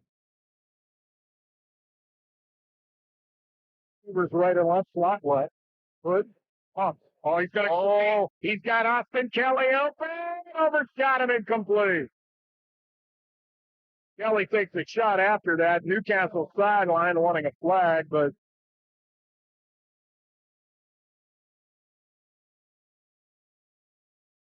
no call. Bring up third down and 12. Well, they had him beat. Yes, he did. Had him beat by about a step and a half. That might not be a touchdown, but it's a big game. Yeah, made that little hitch at the 40. Took off. Right in front of us, too. Right in front of the Newcastle sideline, and everybody saw it. The misconnection. Third down, 12. Whistle, and I think Newcastle's going to call timeout. So we'll step aside for the first time in the second half with 6 minutes and 58 seconds to play here in the third quarter. Score, Newcastle 25 and Quaker Valley nothing. Listening to Newcastle High School football with these Radio 1200 WKSC. Said that defense is the championship team. This football season, when it comes to personal injury, Walter winning team, the Luxembourg Garbage County. They are your personal injury law firm. Football fans know the best defense good offense. When you're injured, let LGKG already got the okay from Coach Hour that we could be there. Call Luxembourg Garbage County. Oh, excellent. Consultation today. 726-588-8535. Good people there. Real good people. All the teams this football season from Luxembourg Garbage County and George. You're right. That is a fun place to do. Yeah. 3 minutes, 13 seconds to play. Third quarter, Newcastle 25, Quaker Valley nothing. Third down, 13. Receivers right and left.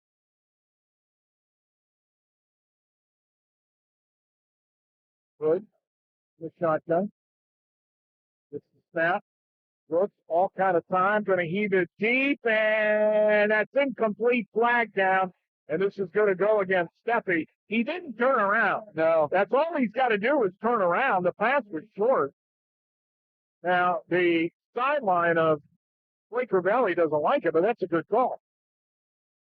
Did not give the receiver an opportunity. He didn't turn around. Never turned around for the football. Was that Nate McKnight? Yes, it was. Who it was intended for? He actually reached around the defender, Right. trying to make the catch. And of course, remember, too, in high school, that's a 15-yard penalty.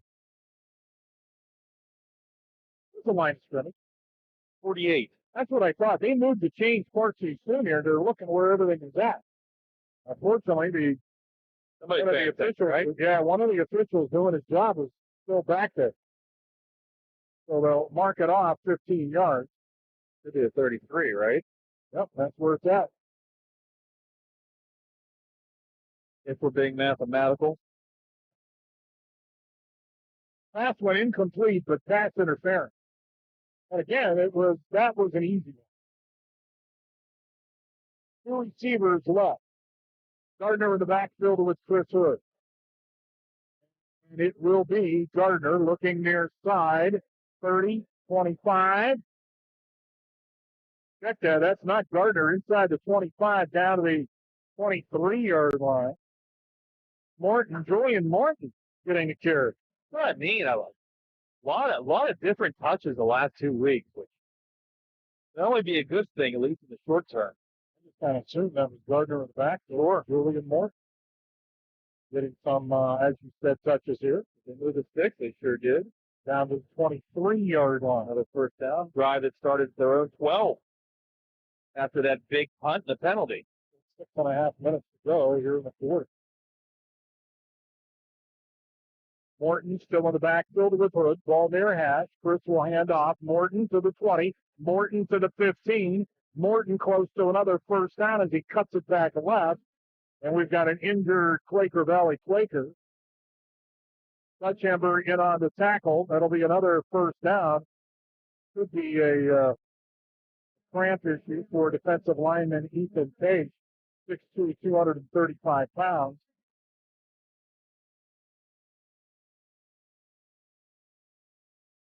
Thirteenth play of the drive coming up.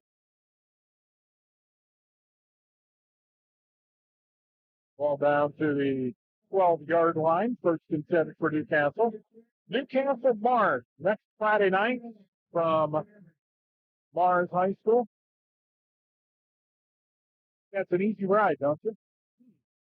Well, for me it is. Yeah, for you it is. As long as they're, Wait till the traffic. You can you're 5 miles away. You think you're there, and no, you're not. no, not really. Unless they've widened that road, have they? Wonderful 228. Yeah. Not that I know of, no. That can be brutal at the time we go. 2 receivers to the left. Morton with Hood in the backfield. Well, one of the Canes offensive linemen moved, and they didn't call it. It doesn't matter because Julian Morton's going to get dropped back to the 20-yard line. It certainly looked like to me, at least, that one of the offensive linemen, and that might have been, I thought Robert Reed, who might have flinched. I think that snap hit the ground, too.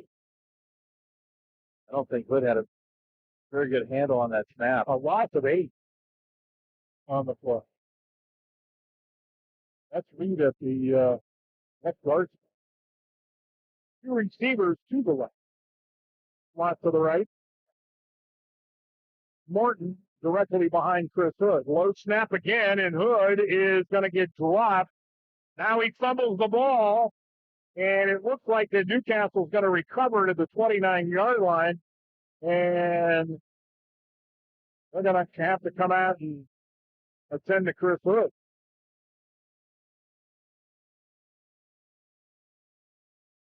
Well, ball is down at the 24-yard line. It'll be 3rd down. Kane's got to get to, the 3, it looks like, the first one. It was what? 1st and 10 at the 12. So, yeah, the 2 or the 3. Oh, this makes things unnecessarily interesting with Chris Hood down. Looks like a cramp, right? They stretching him out? Oh, I hope so. Got Dwayne Shannonhouse. I'm just talking about the ones that are listed on the roster along with Tyrell Harris. Fresh. Oh no, with all of their depth going to some kind of wildcat. I was just going to say the same thing. I mean, that's the easy answer. Yeah. You would think. Like Andre Jackson, maybe, or we haven't seen Lincoln for a while. He was sitting on the bench next to Malik Jefferson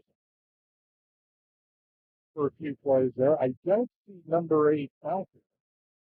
Still attending Chris. He gets up. Seems to be okay, hobbling just a tad. Right. So this will bring up 3rd down and 23, the scoreboard says. So that's what I'll go with. Very possible the Canes are going to see an 0-2 Mars team next week. They're getting beat by Charlotte tonight. Second half, 19-0. Who they get beat week 0? Good question. Have that here? I don't have it now. All right, 3rd and 23. Killing it. Oh, another 3 snap penalty. Wow. Tell you what, against good football teams, going to cost them. And we've seen it happen, haven't we? That's Dwayne Shannonhouse, the junior. We've seen it happen. Taking the snaps right now. That's got to be between 6 and 10 of those. And listen, in week 1, it should happen. You can understand in week 0, but that's just a lack of concentration. Yeah, you've got a whole scrimmage in and 4 quarters of jersey work, plus another half. Means we're moving on that. I was going to say that. They didn't call it. And here to the near side. Sibley. Yeah, you're not kidding. That looked a little suspect, too. Yeah. Sibley inside the 25 to the 24-yard line. That, of course, well shy of a 1st down. This would be a long field goal attempt, but they're going to give it a shot. What? 41? 41? If they go back to regulation 7. Right. Forrest will try a 41-yard field goal attempt. It looks like they're lining up at the 30.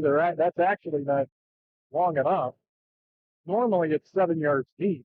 The ball's at the 24. This is only 6 yards.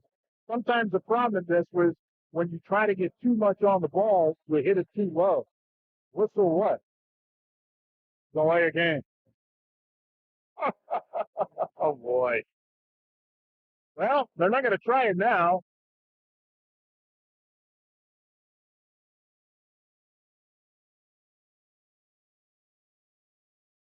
Of course, missing a 28-yard attempt in that first half. We're trying to stretch out that left leg, it looks like.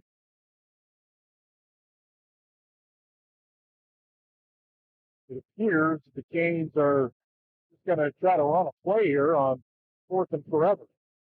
And Reed coming into the game late because they don't have a left guard. Oh, they got enough on the line of scrimmage on this play. No flag. Throw here to the near side to Wilkins. Wilkins to the 10. Wilkins inside the 10 down to the 8, 9-yard line. I tell you, I didn't think they had enough linemen on the line of scrimmage, actually. And another injury this time for Quaker Valley.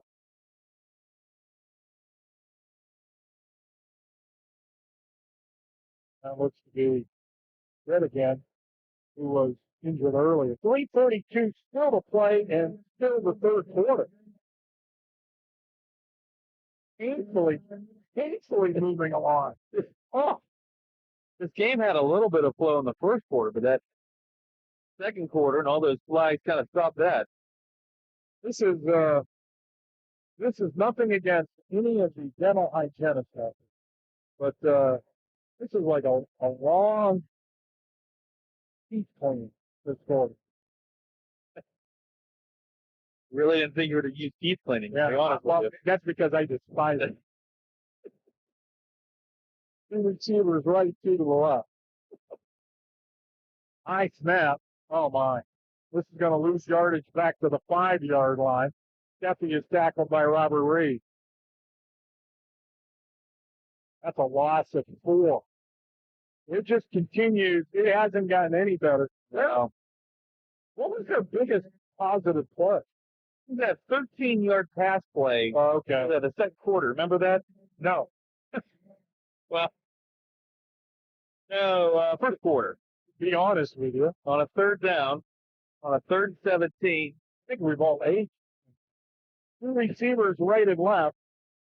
Bulger from his own end zone, and this might be a safety here. Yep. He just held on to that ball way too long. Good coverage downfield. Flag down. I thought I saw a flag sitting at the 1-yard line, but maybe not. Nope. So that'll be a safety. That will extend the score to 27-0 with 2:47 to play. And I do believe that was Marcos Diaz, the freshman, number 68, who got in there.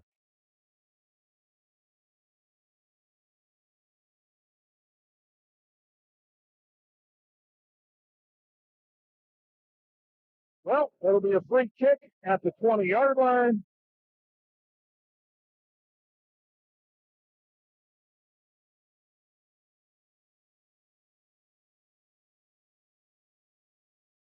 .47 to play, 27-0 here in the third quarter.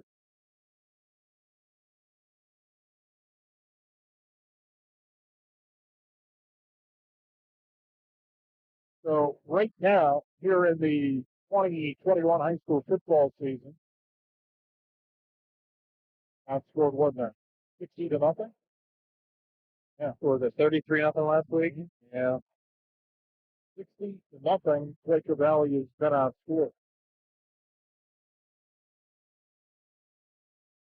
Looks like this is going to be a punt.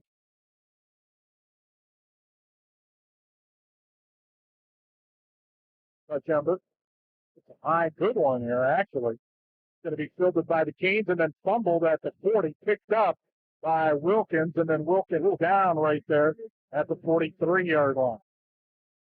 2:42 to play, third quarter. Newcastle leads it. Well on their way to their first victory of the season. For Quaker Valley, by the way, they'll take on Freedom next week. at Brentwood the following week. And how about this back-to-back? The Quakers have Eloquippa and Central Valley. Let me repeat that. Yeah, Eloquippa and Central Valley. If you want to throw a Keensport in between, you have Newcastle scheduled the last year. Yeah, this is going to be a Shannon House, pretty steep learning curve for the Quakers this season, I'm afraid. Shannon House, by the way, still in at quarterback. Some movement again by the Canes here on the end. It's awful. I mean, it's again, they're fortunate. It's 27-0, and they're dominating their opponent here tonight. But you know, once you get into October the 1st, you can't do that. That'll cost you. And I guarantee you, Joe's a little frustrated tonight. 6 times. 6 procedure penalties tonight. And I also hand it off. Canes have 3 running backs in the backfield, and breaking free for the Canes is Kayvon Gardner to the 40, to the 30-yard line of Quaker Valley. Kayvon Gardner rips it off inside the 30, down to the 27-yard line. So from the Cane 37 to the Quakers 27-yard line, Kayvon Gardner. 25 on the carry. 35 on the carry.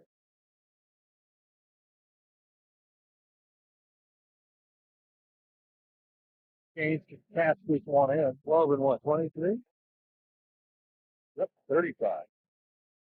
Again, 3 backs behind Shannon now.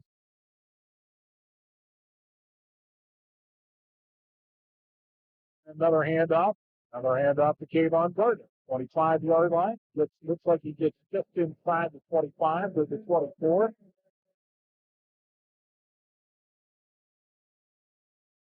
Pick up about 3 yards on the play, maybe 4 by the time they spot this football. Under 2 minutes to play, third quarter. If teams were to score here, I would tend to get, you hate to do it, but you'd have to go for 2 to get to 30. To get to the threshold. Yes. As it were. Jackson to the far side of the field, but I think it's going to be a lot of Kayvon Gardner in. Somebody coach. And Gardner, he'll come near side. Kayvon to the 25, dude, still on his feet to the 20. Nice balance. 15, nice cut back to the 10 of the 5. He gets into the end zone. Kayvon Gardner with a 24-yard touchdown run, and it was nifty. His right foot was very close to the sideline. He stuck it in the ground and cut it back left, made another move to the right. Great run, Kayvon Gardner. 5'9", 163-pound freshman. Stacks on the 33rd point of the night for the Red Hurricanes. The Gardner with runs of 35 and 29 on that short drive. Canes add to their lead in the third quarter. And Newcastle will go for the 2. Get a 2:35, and I would think if that were the case, a lot of the starters would be out of this one. Again, same formation with Cannon House under center. And it looks like that at that time, the Quakers were offside. Yep. They were the ones that violated the agreed upon rule of the game.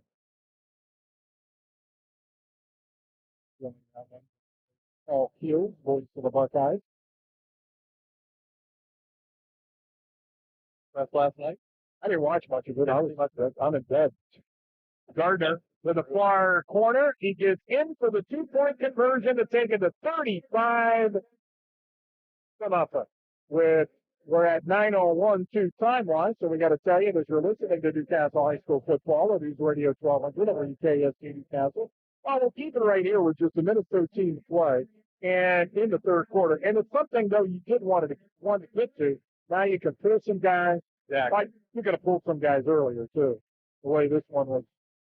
Where yeah, but I think knew where it was going. I think it's a little easier though when you know the clock is not going to run and keep guys healthy and get ready for your first road game next week at Mars. Listen, I want to talk about how you got to give credit to these kids from Quaker Valley. Oh, absolutely. Because they continue to stick their nose in there and play extremely hard. Absolutely. And it's got to be frustrating, and especially for their quarterback, Bulger.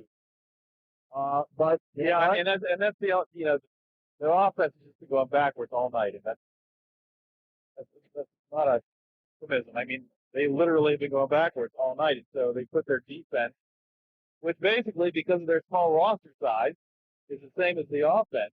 Their defense has had their back to the wall all night, and time after time. Right. They've made plays.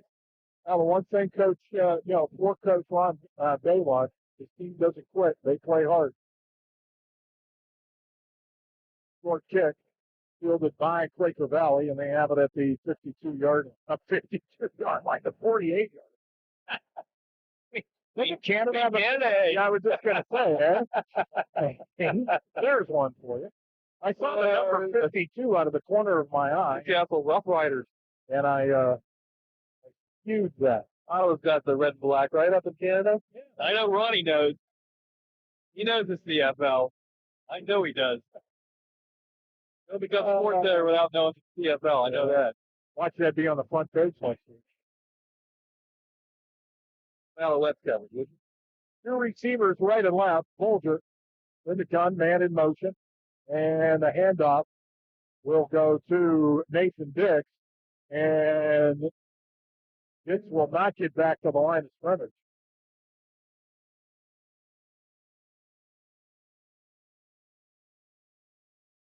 Loss of 3, second down and 7. We just like to see him get one big play. Really good. There's Hurircanes. Marcos Diaz is still out there. Looks like Antonio Gardner. Marcus Evans, he's still out there, so that's starting defensive. Now look at the defensive backfield. Look how close the Canes are. We got some guys within 5 yards of the line of scrimmage. Yeah. And there's Stephanie, and he breaks the loose. 40, 35. There you go. The far sideline. The biggest play of the night for the Quaker Valley Quakers. They'll march Steffi out of bounds, it looks like, at about the 30-yard line, but he had a chance to break it all the way. Is that right? The first down all night long for Quaker Valley. That's a great run. And 25 yards. And because the clock continues to run, even though he went out of bounds, the quarter has come to an end. We played 3. The score, Newcastle 35, Quaker Valley nothing. News Radio 1200 WKSD and 97.9 FM.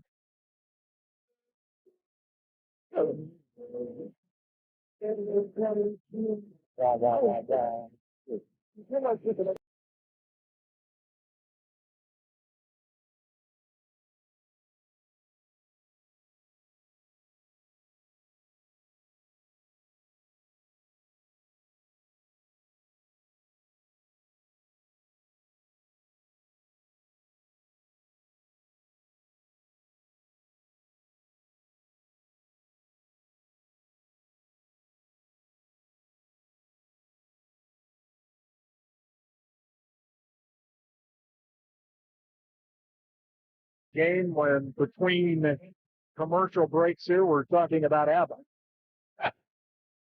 They're back.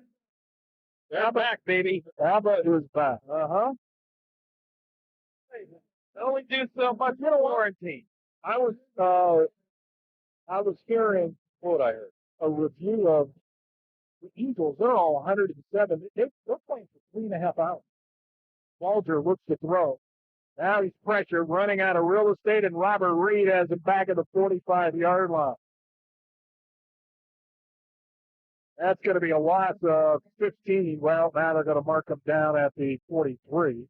So a loss of 13 yards on the play. A little bit of grace there.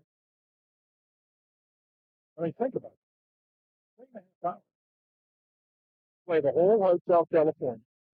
The whole time. And then, between Henley and Joe Walsh, you've got stuff too. Of course, tickets are about 500. Well, but that's beside the point. Exactly. We have 2 receivers to each side of the field on a second down and a long.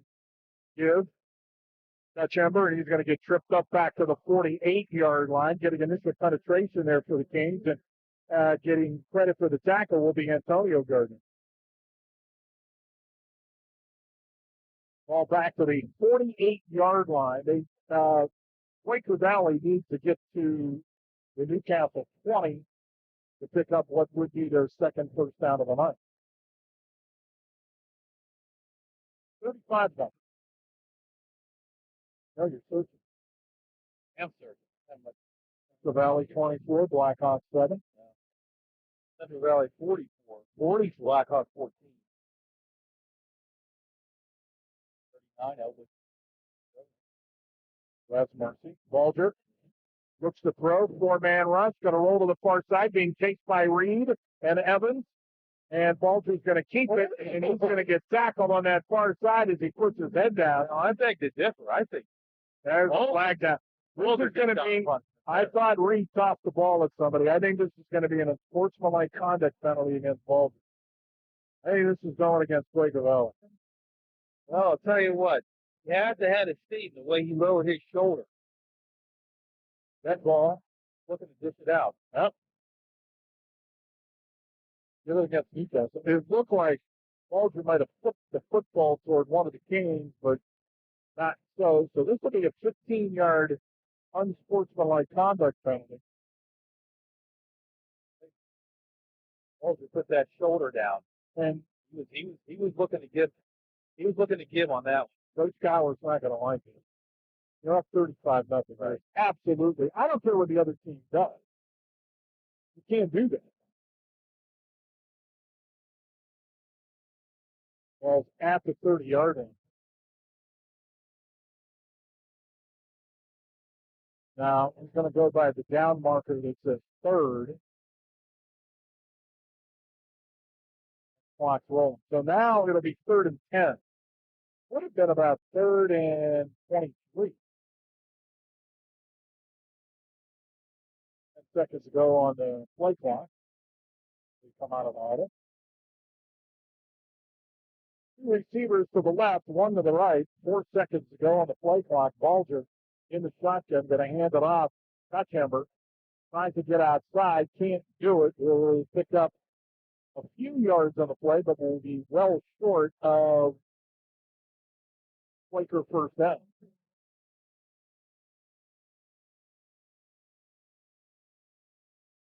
Julian Morton in on the tackle. Down at the 7:30. Try that again, the 27-yard line.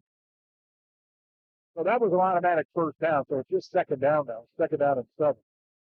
You have that straight down with the receivers right and left, slot left. Now, 2 receivers to each side of the field. Stepping in the slot here to the near side. And they're going to hand the ball off. Dutchember, and if he gets stood up at the line of scrimmage, maybe even lose a yard or so on the play.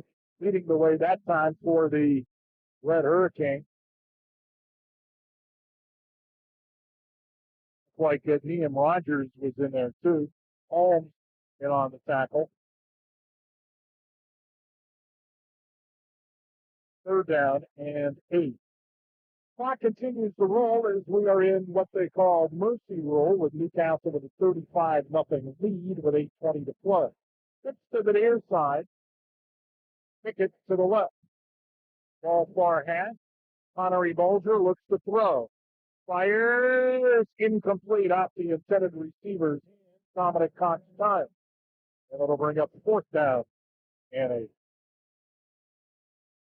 Cancel at Mars next Friday night. We'll start it at 6:30 with our pregame. 7 o'clock kickoff from Mars. Weeks from tonight, teams of the year against Summit Academy. Still a few weeks away from the start of conference play. 4th down and 8. Pickett split to the left. 3 receivers to the right. Dutchember in the backfield with Bulger. Bulger looks to throw. Going to throw it deep. Got a receiver. Oh, great catch. Touchdown. Pickett with the reception. He grabs it out of the air. And it took, 7 quarters and almost 5 minutes of the 4th quarter for Quaker Valley to score their first points of the 2021 season. But Joe Coward on the pregame, his paraphrasing his quote, he said that number 10 can finish. He did that time, but for one of the few times tonight he had time to throw the ball. So Connery Balger with the touchdown pass to Pickett. Now the 2-point conversion. They're going to run a little pistol, and then they're going to pitch it, and now they're going to throw it a little playground football, and it goes incomplete as Kutchever tries to throw it in the end zone. And I think that's Steffi. I think what happened, he might have got a knee in the helmet. And it looks like he's okay. We'll take a timeout. 7:22 to play in the ball game. Newcastle 35, Quaker Valley 6. Radio 1200 WKSD. Yeah, it's good.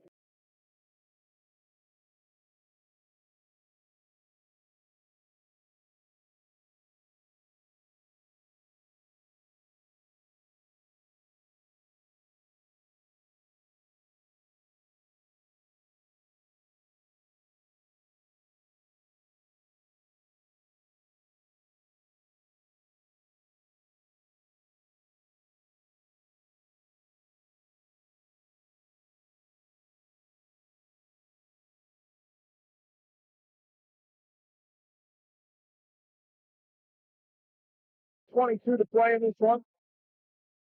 35-6 our score as Newcastle leading Quaker Valley. 9 plays, 52 yards for the Quakers. 5:51 off the running clock. Connery Balger, 20-yard touchdown pass for the Quakers.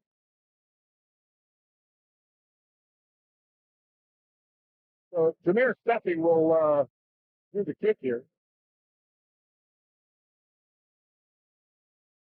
Nice catch by Pickett too. Grab, and you want good to see them get on the score. Yeah, they're not on the right side here. They got to flip this. They got to flip this over. Nobody's on the right side. No, nobody's on the right side. Newcastle was on the wrong side. So when Quaker Valley came out, they were lining up on the 40-yard line, which was actually in Newcastle. So thankfully, one of the officials saw that. That's like in basketball when you put it in bounds and realize you're going the wrong way. That's not good. No, that's not good. So much. Everybody notices that one. Yeah. Doesn't matter what you did the entire game. They remember that.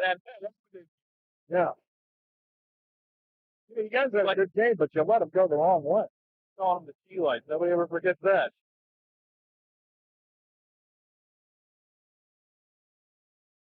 Like 5 years ago. No, nobody forgets that. No.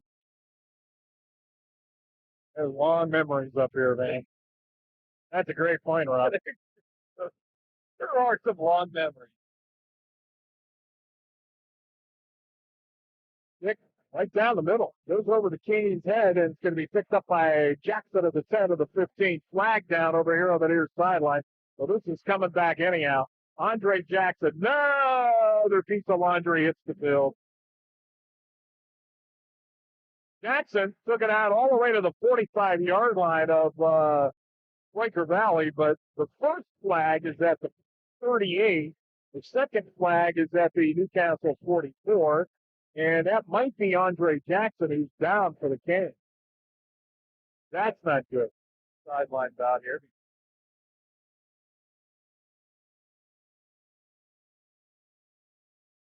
Supposed to be the part of Gabriel and Matthew Turner. This is supposed to be part of the game where the clock runs. Yeah. We're not getting this. This looks everything is backwards tonight, Kenny. It looks like, fortunately, this might just be a cramp.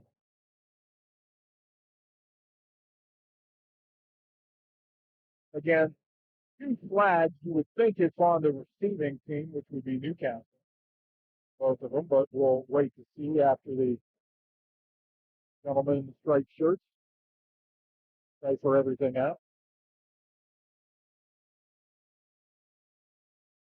Yeah, injured cane, and I do believe that's Andre Jackson at the Quaker Valley 45-yard line.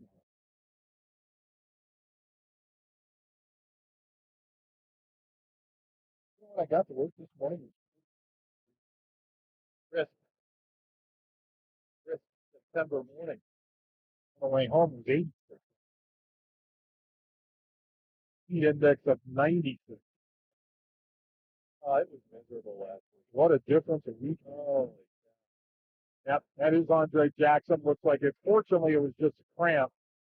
I haven't seen anything yet as far as official signal, but like Alex Fox is stretching out the calves too.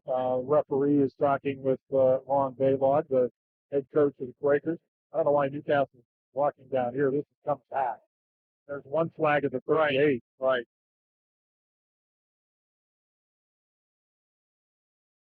Unsportsmanlike conduct penalty, holding.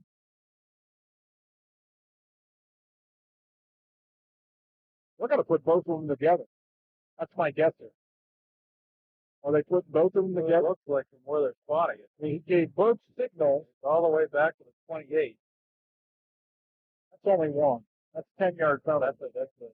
Because an unsportsmanlike would be 15. Right. So it's just the one at the 28-yard line. Shannonhouse remains the quarterback. Dwayne Shannonhouse. We got that figured out. Gardner, the deep back in the power I formation.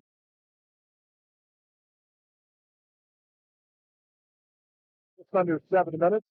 Gardner, 30. Nope, check that. That's not Antonio. That's not Gardner. Instead, taking it to the house is Sibley. Sibley will take it all the way for a 72-yard touchdown. Braylon Sibley, the 6'4", 175-pound junior, gets it, goes all the way. The big stuff. Guy King fireworks in the background. There they are. If they got any stuff left. 41st point of the ball game for the Newcastle Red Hurricanes.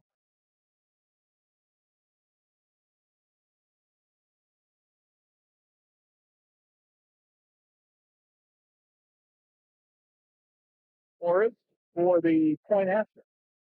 Chris Hood is back on the field to do the holding duties of this conversion attempt. Snap is high. Hood gets it down. Forrest line drive kick in. Another one that's no good. We'll keep it right here with 6:43 to play in the ball game. Newcastle 41 and Quaker Valley 6. So the Canes will go to 1-1. The Quakers will fall to 0-2. Newcastle was 15 dinged up tonight. Chris Hood went out. So did Malik Jefferson. So we'll see their status for next week when the Canes take on the Planets of Mars. We couldn't figure out who beat Mars. Okay. Okay. Okay. So you're talking about a 6-8 team, huh? Didn't beat tonight. Taylor. Canes got some. North Hill shut Mars out last week. Mars is down, I believe, 25-6. Canes got some stuff to clean up. Oh, absolutely. Sure. Absolutely. It's 41-6, but it's a sloppy 41-6. Well, the return of the flagman.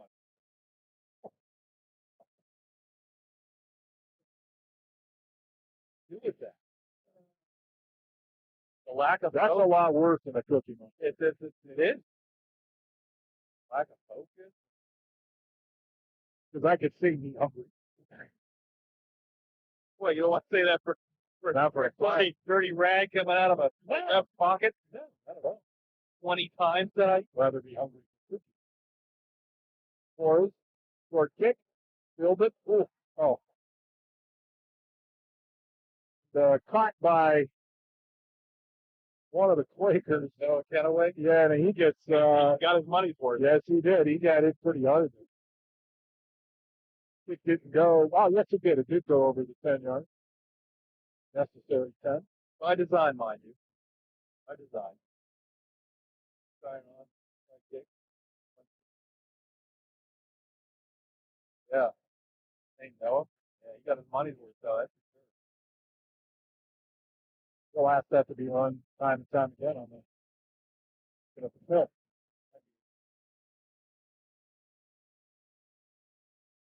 designated for the hand team. Connery Bulger there, still back there spinning it.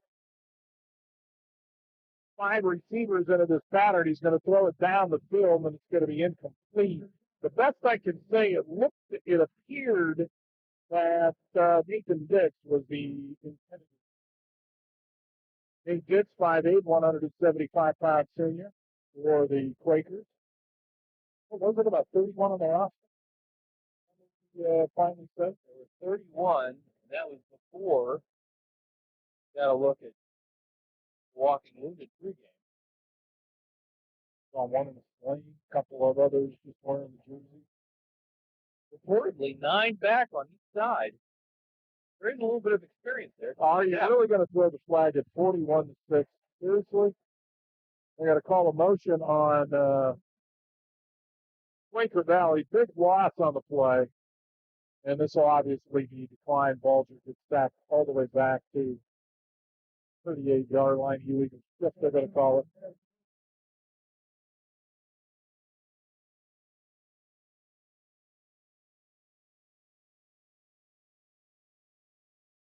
Third down long. I believe that was Bryce Wood who came up and made the tackle for the game. So third down. And long way to go. We have to get to the Newcastle 42-yard line. Third down and plus 20. 3 receivers right, 1 to the left. Bulger steps up, throws down the middle again. Caught. Nice catch. Going down low and getting it. That's Pickett again, I do believe. Yep. Nice rolling catch. Jacob Pickett. Get to the 6. He got very close, just short. And really kind of the same pattern, which was the touchdown down the middle of the field. Right. Yep. Under 5 to go. 41 steps and 41-6 rather.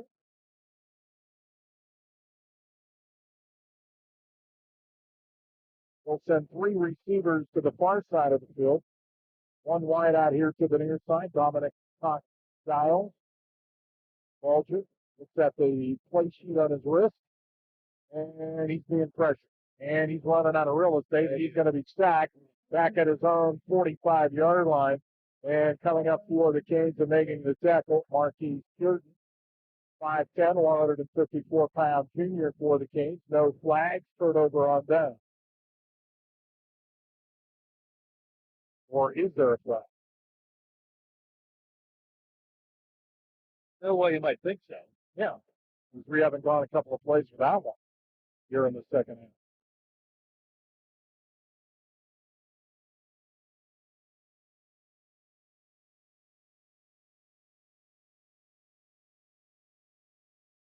Quite literally run it out here. They'll have it 1st and 10 at the Quaker Valley 47-yard line.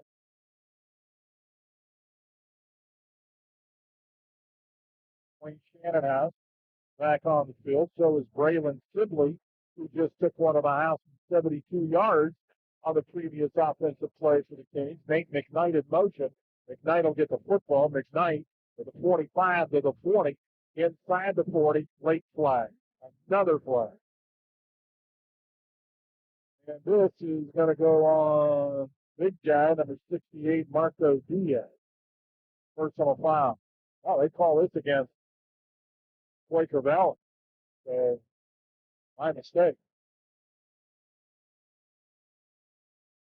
Both sides.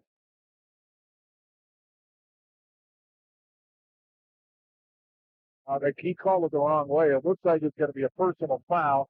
That will negate the play and remain 1st down. Signaled the wrong way. It was against Newcastle. That's what I thought it was in the first. And that's just no excuse for it. Shannonhouse will go 15. Hand it off here on the near side to Amir Akins. And he gets tackled at the 40-yard line. Nice play. Got up and making the stop for the Quakers was Jack Dimert, the linebacker.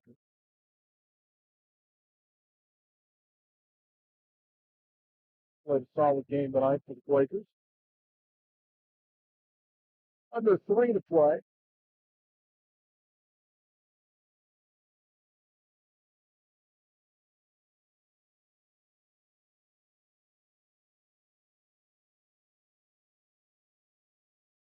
Okay. It's going to be a long year for that.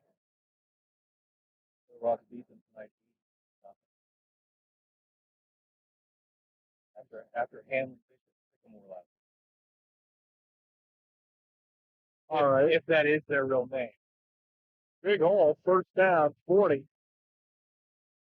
Still on his feet. Down near the 35-yard line for the Canes of Mare Aiken.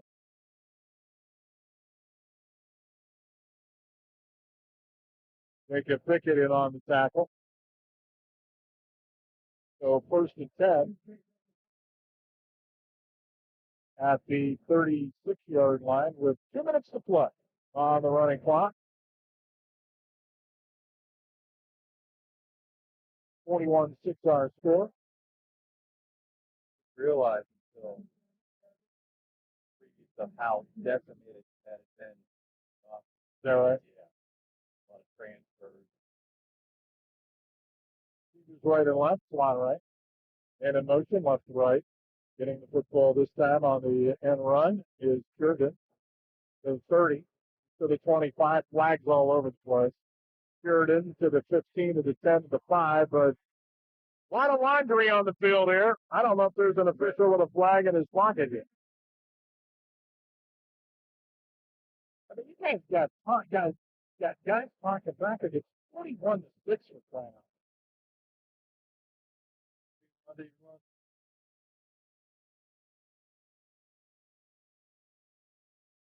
Saying this is going to negate a 36-yard touchdown run. I do believe so. I'm going to go out on a limb and say yes. It is. Jack Deemer's gestures are any indication, he seems to Valley. I have to have 15 penalties. Yeah. No, I know what you're saying. Yeah. Got to be up there. And we're talking personal fouls, unsportsmanlike conduct penalties. Yeah, I mean, holding. We're not even talking about all the procedures.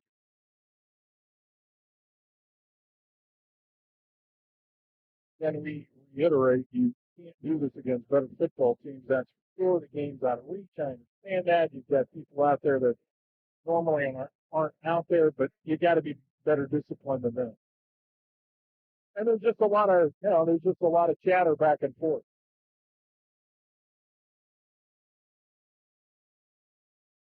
Two receivers to the right, one to the left.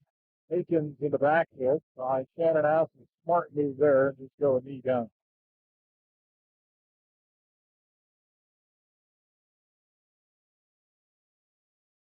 One more of those. Yep, going to have to do one more of them with the play clock at 34, the game clock at 43. So Newcastle will have to do this one more time. And we'll come to a conclusion of tonight's game.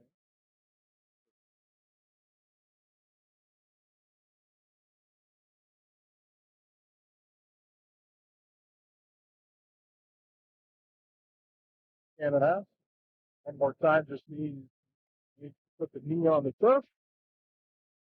And that'll conclude things here tonight from Taggart City.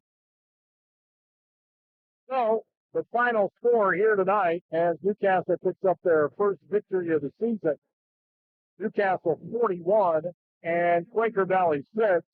We'll be back to recap things right after this timeout. You're listening to Newcastle High School Football on News Radio 1200 WKSD and 97.9 FM. The U.S. Constitution authorized, bring it here after this, gold and silver.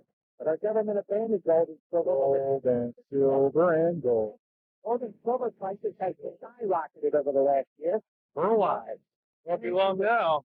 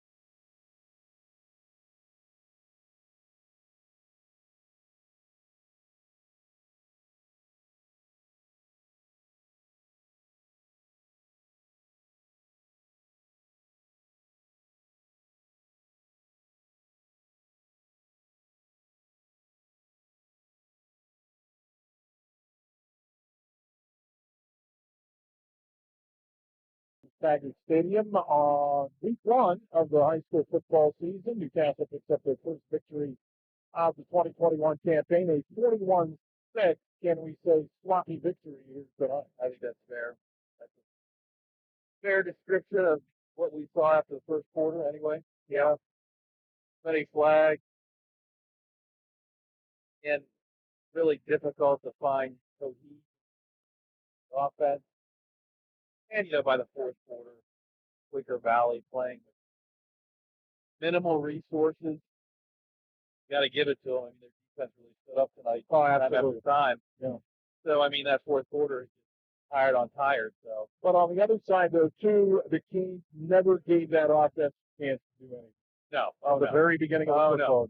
Oh, no. No, I don't think this is a total loss. Let's not get the impression that we're describing 4 quarters of work. No, that's not it at all. I mean, Newcastle's defense made sure there wasn't going to be any advancement for the most part by the Quakers tonight. I mean, Yeah, when you see the numbers, the stats in the news tomorrow, you'll see Yeah. the one thing you need to look at, besides the 41-6, is the penalty.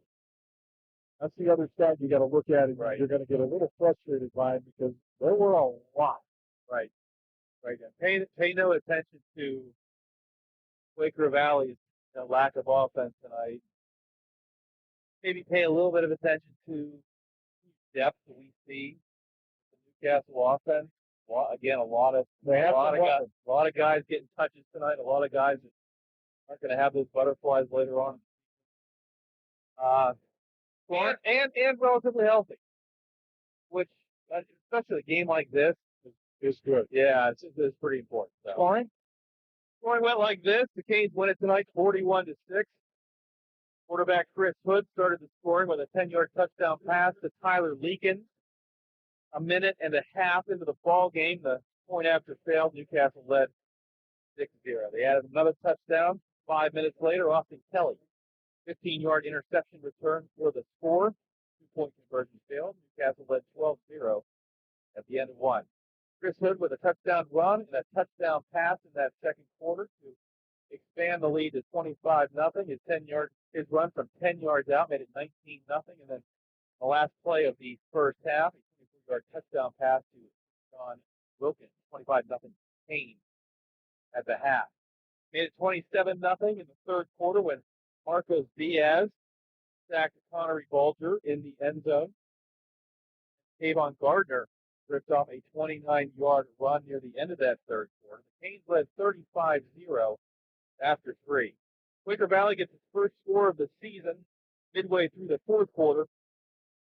Connery Bulger, a 28-yard touchdown pass to Jacob Pickett. The 2-point conversion failed. The Canes led 35-6. Braden Sibley, a couple minutes later, sealed the scoring with a 72-yard touchdown run. Kick failed. Newcastle gets its first victory of 2021, 41-6. All right, next week, Mars. We'll start it at 6:30 with a pregame, kickoff at 7 o'clock.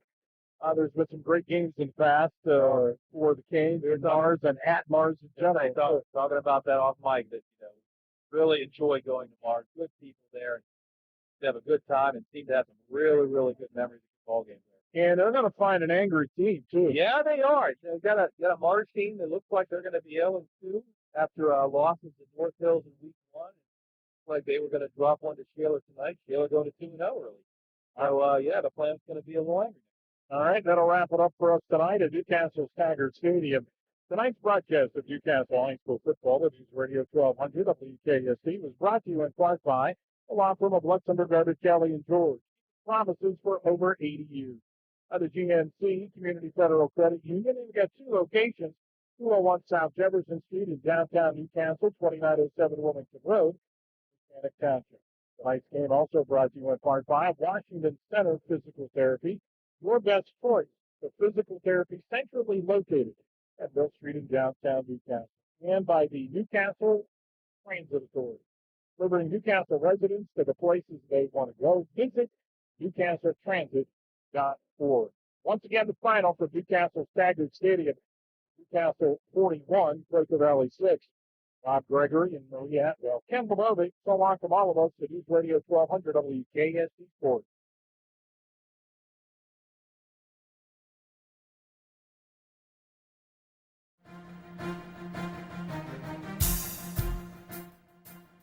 the Lawrence County SportsNet, powered by LCAP. Gold heading back to Lawrence County. Your home for the County of Champions. Swing and a miss! A no-hitter in the WPIAL Championship game! The Mohawk Warriors have knocked off the fourth-time defending champion and are champions again. The Shenango Wildcats are the WPIAL champions! Elwood City, WPIAL champions for the first time in school history! Cox with it. Cox all the way in the jam again! The Red Hurricanes storming their way to another title. Swing and a miss! A one-hit masterpiece. Turn, fake it to Maple, keeping himself, coming near side. Can they hit him? No! I don't think he got in! He did! Wilmington has won the state championship! Strike three called. Put another notch in the belt. Memorial Spartans three-peat.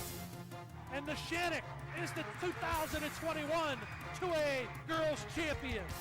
Your voice for Lawrence County sports. The gold ball